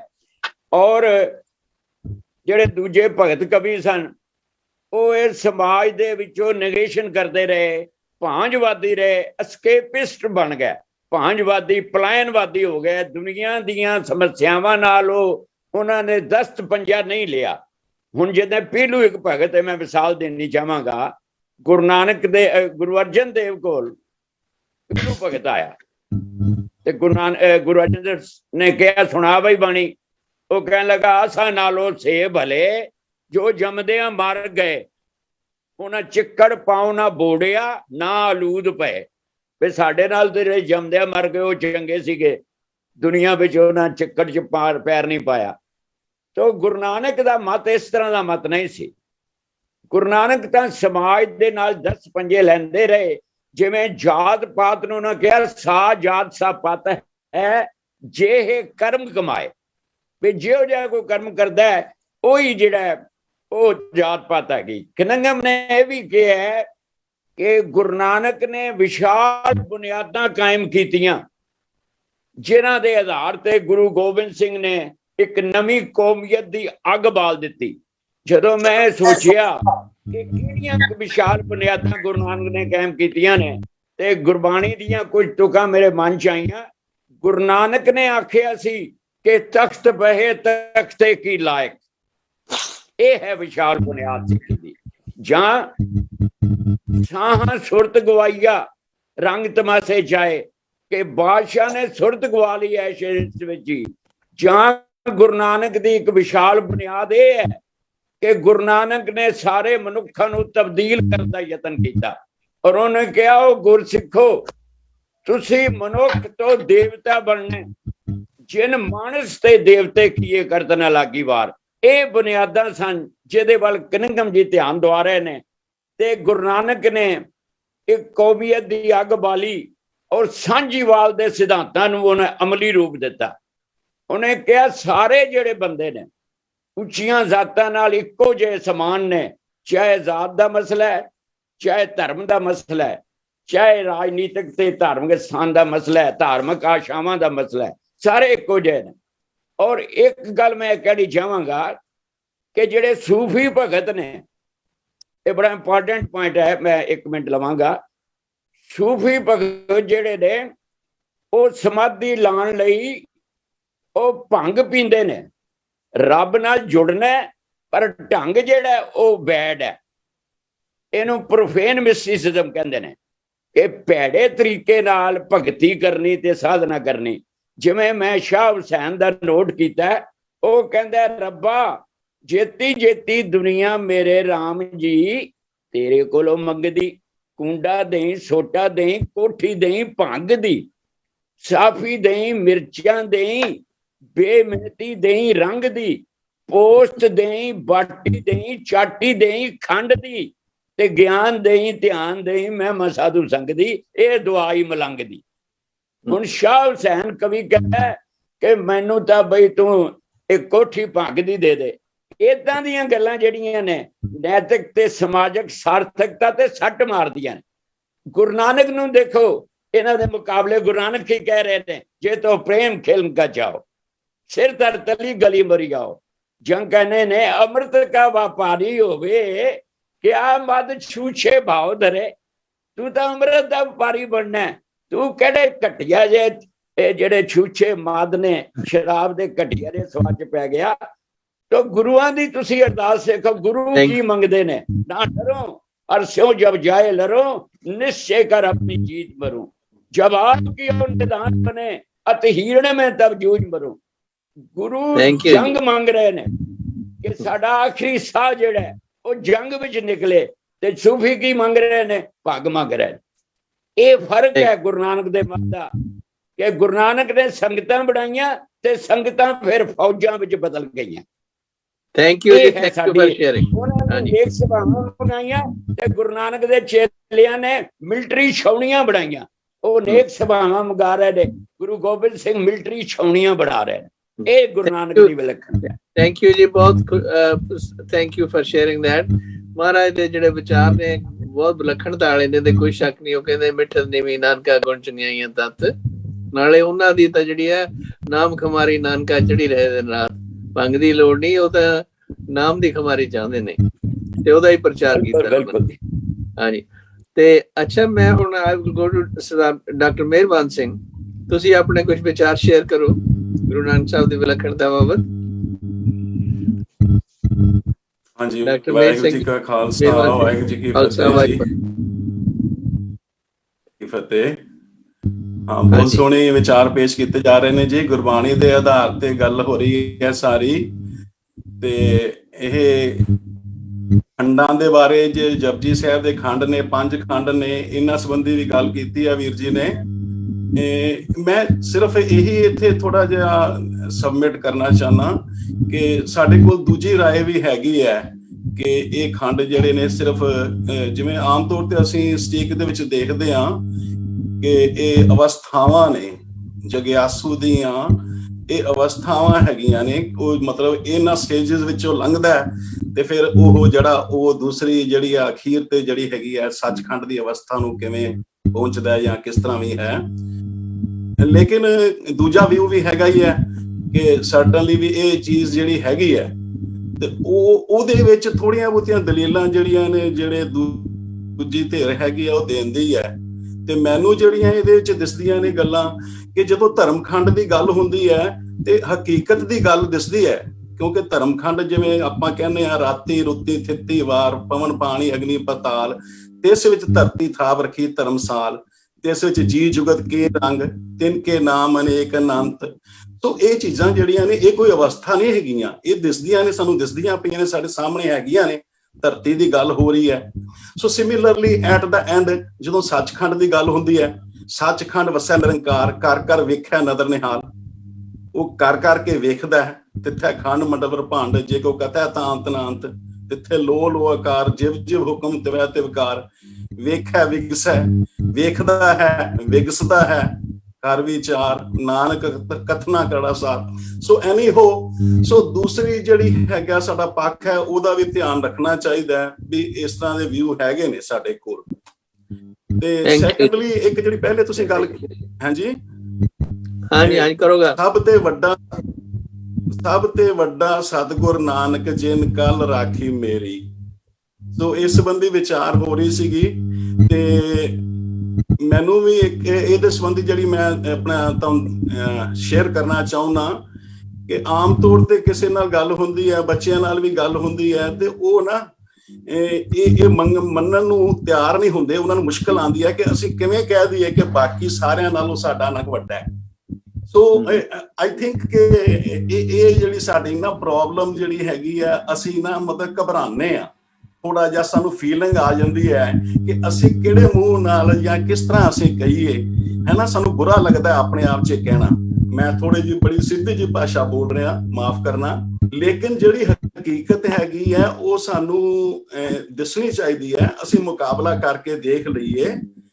ਇਹ ਸਤਿਗੁਰੂ ਨਾਨਕ ਵੱਡੇ ਹੀ ਨੇ ਸਾਰਿਆਂ ਤੋਂ, ਇਹਦੇ 'ਚ ਕੋਈ ਜਿਹੜੀ ਹੈ ਦੋਏ ਰਾਏ ਨਹੀਂ ਹੈਗੀਆਂ ਨਾ ਮੰਨਣ ਵਾਲੀਆਂ। ਗੁਰੂ ਸਾਹਿਬ ਦੀ ਜਿਹੜੀ ਗੁਰਬਾਣੀ ਹੈਗੀ ਆ ਉਹਦਾ ਕੋਈ ਸਾਨੀ ਨਹੀਂ ਹੈ, ਉਹਨਾਂ ਦੇ ਜਿਹੜਾ ਜੀਵਨ ਹੈਗਾ ਉਹਦਾ ਕੋਈ ਮੁਕਾਬਲਾ ਨਹੀਂ ਹੈ ਜੋ ਉਹਨਾਂ ਨੇ ਕੀਤਾ ਹੈਗਾ। ਤੇ ਕਿਸ ਤਰ੍ਹਾਂ ਉਹਨਾਂ ਨੇ ਇਹ ਫਿਲਾਸਫੀ ਸਾਰੇ ਅਸੀਂ ਜਾਣਦੇ ਹੀ ਹਾਂ।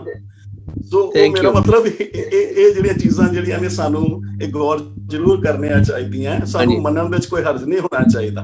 ਹਾਂਜੀ, ਥੈਂਕ ਯੂ। ਇੱਕ ਹੋਰ ਵੀ ਆਂਦੀ ਹੈ ਇਤਿਹਾਸ ਦੇ ਵਿੱਚ ਵਾਕਿਆ, I think it was Bahadur Shah ਦੇ ਟਾਈਮ ਦੇ ਵਿੱਚ, ਜਦੋਂ ਗੁਰੂ ਸਾਹਿਬ ਘੋੜੇ ਤੇ ਸਵਾਰ ਹੋ ਕੇ ਜਾਂਦੇ ਨੇ, ਉਹਦਾ ਇਨਵੀਟੇਸ਼ਨ ਹੁੰਦਾ ਮੈਨੂੰ ਮਿਲੋ, ਤੇ ਉਦੋਂ ਉਹ ਪੁੱਛਦਾ ਕਿ ਕਿਹੜਾ ਧਰਮ ਚੰਗਾ, ਇਸਲਾਮ ਜਾਂ ਤੁਹਾਡਾ ਧਰਮ?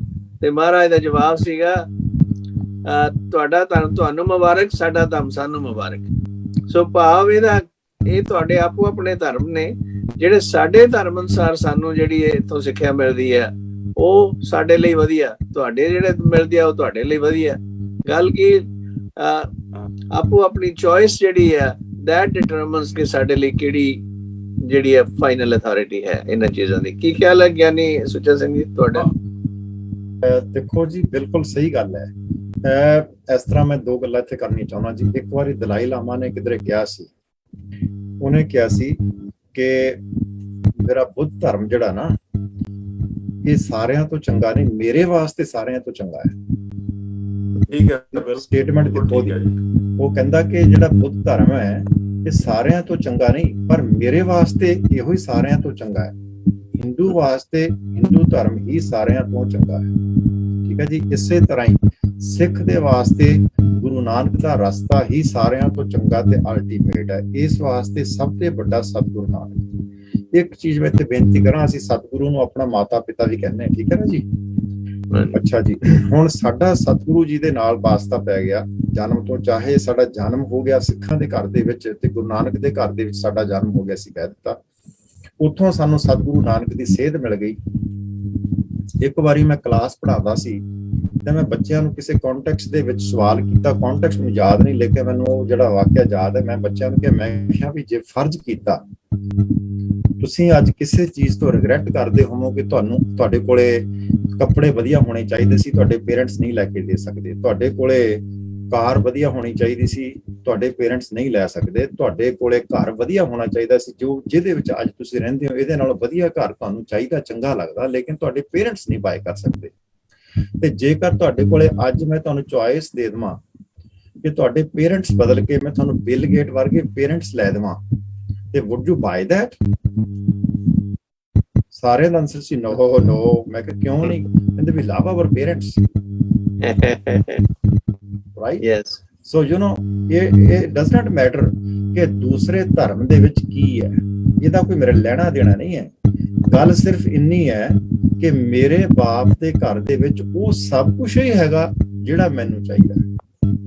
ਮੇਰੇ ਬਾਪ ਦੇ ਕੋਲ ਉਹ ਕੁਝ ਹੈਗਾ ਜਿਹੜੀ ਮੈਨੂੰ ਜਿਸ ਚੀਜ਼ ਦੀ ਲੋੜ ਵੀ ਨਹੀਂ, ਲੇਕਿਨ ਖਜ਼ਾਨਾ ਭਰਿਆ ਪਿਆ, ਮੈਂ ਕਦੇ ਵੀ ਕੱਢ ਸਕਦਾ ਉਹਦੇ ਵਿੱਚੋਂ, ਸਿਰਫ ਲੱਭਣਾ ਹੀ ਪੈਣਾ। ਤੇ ਗੁਰੂ ਗ੍ਰੰਥ ਸਾਹਿਬ ਜਿਹੜਾ ਆ, ਗੁਰੂ ਨਾਨਕ ਪਾਤਸ਼ਾਹ ਨੇ 10 ਪਾਤਸ਼ਾਹੀਆਂ ਦੀ ਜੋਤ ਹੈ, ਇਹ ਤੇ ਇੱਕ ਸਮੁੰਦਰ ਹੈ, ਠੀਕ ਹੈ ਜੀ। ਇਸ ਸਮੁੰਦਰ ਦੇ ਵਿੱਚ ਜਿੰਨਾ ਟੁੱਬੀ ਮਾਰ ਲਓਗੇ ਉਨੇ ਰਤਨ ਨਿਕਲਦੇ ਆਉਣਗੇ।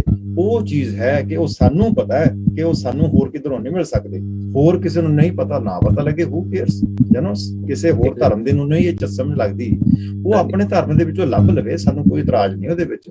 ਇਸ ਵਾਸਤੇ ਗੁਰੂ ਅਰਜਨ ਦੇਵ ਜੀ ਦਾ ਬਚਨ ਹੈ ਕਿ ਗਿਆਨ ਧਿਆਨ ਕਿਛ ਕਰਮ ਨਾ ਜਾਣਾ, ਸਾਰ ਨਾ ਜਾਣਾ ਤੇਰੀ ਐ ਪ੍ਰਮਾਤਮਾ। ਕਹਿੰਦੇ ਕਿ ਮੇਰੇ ਕੋਲ ਗਿਆਨ ਧਿਆਨ ਦੀ ਕੋਈ ਸਮਝ ਨਹੀਂ, ਠੀਕ ਹੈ ਜੀ।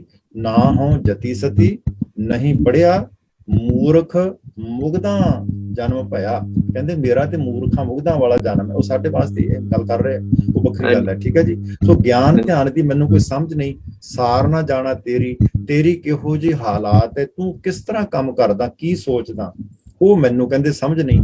ਕਹਿੰਦੇ ਮੈਨੂੰ ਤੇ ਇੰਨਾ ਹੀ ਪਤਾ ਕਿ ਸਭ ਤੋਂ ਵੱਡਾ ਸਤਿਗੁਰੂ ਨਾਨਕ, ਮੇਰੇ ਵਾਸਤੇ ਗਿਆਨ ਦਾ ਦਾਤਾ ਸਭ ਤੋਂ ਵੱਡਾ ਸਤਿਗੁਰੂ ਨਾਨਕ ਹੈ, ਜਿਨੇ ਮੈਨੂੰ ਆਪਣਾ ਗਿਆਨ ਬਖਸ਼ਿਸ਼ ਕਰਕੇ ਪ੍ਰਮਾਤਮਾ ਤੇਰੀ ਸਮਝ ਦੇ ਦਿੱਤੀ, ਜਿਨ ਕਲ ਰਾਖੀ ਮੇਰੀ ਇੱਜ਼ਤ ਬਚਾ ਲਈ। ਤੋ ਇਸ ਵਾਸਤੇ ਨਾਨਕ ਜਿਹੜਾ ਪਦ ਹੈ ਇੱਥੇ, ਇਹਦੀ ਕੋਈ ਇਹਦੇ ਚ ਹਾਂ ਦੋ ਰਾਏ ਹੈਗੀ ਹੈ ਜੀ। ਸਾਡੇ ਨਾਲ ਵੀ ਕਈ ਵਾਰੀ ਬਹਿਸ ਹੁੰਦੀ ਹੈ, ਉਹ ਜਿਸਲੇ ਕੱਕੇ ਨੂੰ ਔਂਕੜ ਛੱਡ ਕੇ ਉਸ ਤਰੀਕੇ ਦੇ ਨਾਲ ਪੜ੍ਹਦੇ ਆ, ਉਦੋਂ ਪ੍ਰੋਬਲਮ ਆਉਂਦੀ ਹੈ। ਰਾਤ ਦੇ ਮੇਰੀ ਪ੍ਰੈਜੈਂਟੇਸ਼ਨ ਦੇ ਵਿੱਚ ਵੀ ਇਹ ਕੁਐਸਚਨ ਆਇਆ ਸੀ, ਕਿਸੇ ਨੇ ਕੀਤਾ ਸੀ ਨਾ ਜੀ ਕਿ ਨਾਨਕ ਤੇ ਜੀ 3 ਤਰ੍ਹਾਂ ਆਉਂਦਾ। ਮੈਂ ਕਿਹਾ ਜੀ ਮੈਂ ਤੇ ਪਹਿਲੇ ਪਾ ਦਿੱਤਾ ਆਪਣੀ ਪ੍ਰੈਜੈਂਟੇਸ਼ਨ ਦੇ ਵਿੱਚ।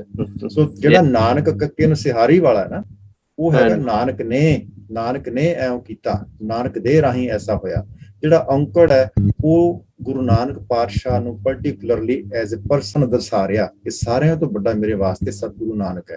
ਜਿਹੜਾ ਹੈਗਾ ਕੱਕੇ ਨੂੰ ਔਂਕੜ ਤੋਂ ਵੀ ਬਗੈਰ, ਜਿਹੜਾ ਮੁਕਤਾ ਜਿਹਨੂੰ ਕਹਿੰਦੇ ਆ, ਉਹ ਹੈਗੀ ਪ੍ਰੋਕਲੇਮੇਸ਼ਨ ਕਿ ਬੰਦੇ ਐਉਂ ਕਰ, ਨਾਨਕ ਐਉਂ ਆਖਦੇ ਹਨ ਕਿ ਐਉਂ ਆਖਣਾ ਚਾਹੀਦਾ ਹੈ, ਉਹਨੂੰ ਪ੍ਰੋਕਲੇਮੇਸ਼ਨ ਕਹਿੰਦੇ ਅਸੀਂ। Thank you. ਇੱਕ ਇਸ ਤਰ੍ਹਾਂ ਦੀ ਵੀ ਲਾਈਨ ਆਉਂਦੀ ਹੈ ਜੀ ਜਿੱਥੇ ਬਾਬਲ ਮੇਰਾ ਸਰਬ ਮੋਹਰ ਛਾਪ ਕਹਿ ਦਿੰਦੇ ਨੇ ਜੀ। ਹਾਂਜੀ ਇੱਕ ਤਾਂ ਇਹ ਵੀ ਆਂਦਾ ਜੀ ਬਾਬਲ ਮੇਰਾ ਸਰਬ ਸਮਰੱਥ ਹੈ। ਸੌਰੀ ਜੀ, ਇੱਕ ਬੰਦਾ ਬੋਲੋ ਕਿ ਸਮਝ ਨਹੀਂ ਲੱਗਦੀ। ਇੱਕ ਕੋਈ ਲਾਈਨ ਇਸ ਤਰ੍ਹਾਂ ਦੀ ਵੀ ਆਉਂਦੀ ਹੈ ਗੁਰੂ ਗ੍ਰੰਥ ਸਾਹਿਬ ਦੇ ਵਿੱਚ ਕਿ ਬਾਬਲ ਮੇਰਾ ਸਰਬ ਸਮਰੱਥ ਹੈ, ਕੁਛ ਇਸ ਤਰ੍ਹਾਂ ਕਰਕੇ। ਹਾਂਜੀ ਹੈਗਾ ਜੀ, ਹੈਗੀ ਜੀ, ਬਾਬਲ ਮੇਰਾ ਕਰਨ ਕਾਰਨ ਦਾ ਵਾਲਾ। ਹਾਂ ਹਾਂਜੀ ਹੈਗਾ ਜੀ ਇਸ ਤਰ੍ਹਾਂ। ਹਾਂ, ਬਾਬਲ ਮੇਰਾ ਸਰਬ ਕਾਰਨ ਸਭ ਆਪੇ, ਰਾਈਟ। ਹਾਂਜੀ। ਸੋ ਸਾਡੇ ਲਈ ਉਹ ਹੈ ਕਿ ਵੀ ਜਿਹੜਾ ਸਾਡੇ ਲਈ ਗੁਰੂ ਨਾਨਕ ਜਿਹੜਾ ਉਹ ਇਸ ਤਰ੍ਹਾਂ ਹੀ ਆ ਕਿ ਸਾਡਾ ਜਿਹੜਾ ਜਿੱਥੇ ਕਿ ਮਾਂ ਪਿਓ ਵੀ ਸਤਿਗੁਰੂ, ਸਾਡਾ ਤਾਂ ਉਹਦੇ ਤੇ ਹੀ ਵਿਸ਼ਵਾਸ ਹੈ ਕਿ ਸਰਬ ਸਮਰੱਥ ਹੈ, ਜੋ ਸਾਨੂੰ ਗਿਆਨ ਧਿਆਨ ਦੇ ਰਿਹਾ, ਉਹ ਸਾਡੇ ਲਈ ਉਹ ਬੈਸਟ ਹੈ। ਰਾਈਟ, ਉਹ ਹੈਗਾ ਜੀ ਬਾਬੁਲ ਮੇਰਾ ਬੜ ਸਮਰੱਥਾ ਕਰਨ ਕਾਰਨ ਪ੍ਰਭ ਹਾਰਾ, ਜਿਸ ਸਿਮਰਤ ਦੁੱਖ ਕੋਈ ਨਾ ਲਾਗੈ, ਭਉ ਪਾਰ ਉਤਾਰਾ। ਹਾਂਜੀ, ਥੈਂਕ ਯੂ ਫॉर ਸ਼ੇਅਰਿੰਗ। ਹਾਂਜੀ ਪਾਟਿਆ ਸਾਹਿਬ ਤੁਸੀਂ ਆਏ ਆ, ਵੈਲਕਮ। ਤੁਸੀਂ ਆਪਣੇ ਵਿਚਾਰ ਸਾਂਝੇ ਕਰੋ।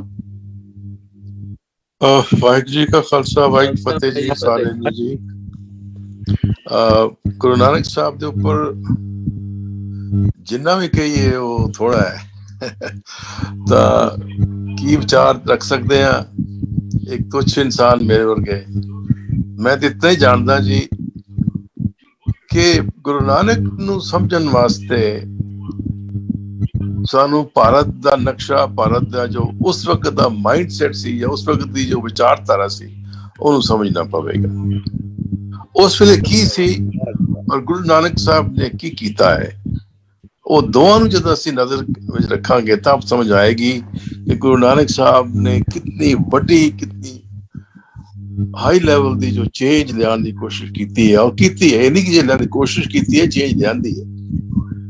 तो पिछली बारी भी एक गल हुई सी कि जो उस वक्त का धार्मिक एनवायरनमेंट सी, माहौल सी उस वेले, उन्होंने थोड़ा समझना पवेगा। और मैं एक बुक का रेफरेंस दे के दसिया सी कि हिंदुस्तान के अंदर, भारत के अंदर जो सो कॉल्ड असीं हिंदुइज्म दा अजकल ना समझे, हिंदुइज्म मतलब है कि राम कृष्ण और वो सारे वेदास वो गल नहीं सी। बहुत सारा धर्म, तंत्रिक मंत्रिक का धर्म सी। कोई छोटे छोटे देवियां हर एक पिंड शहर लोगों ने अपनी बनाई हुई सन, मन घड़त, तो कोई बेस नहीं। जे कोई किते काल पै गया तो देवी ने पूजा करो, जो खुआ पियाओ तां नाराज हो गई साडे कोलों। जे वो कुछ आदमियां दी बलि दित्ती जांदी सी, एनिमल दी बलि दित्ती जांदी सी। तो गुरु नानक साहब ने भारत दी विचारधारा नूं झंझोड़ के रख दिता। भाई ये तो सारा कुछ पखंडबाजी तुसी किते पाए हो। भगत कबीर जी ने जो गुरु साहब तो पहला होए ने, उन्हां दी बाणी बड़ी क्रांतिकारी है और वो सिर्फ अपनी बाणी अपने तक लिमिटेड रख के छड़ के लिख के चले गए, लेकिन कोई चेंज नहीं ले आ सके।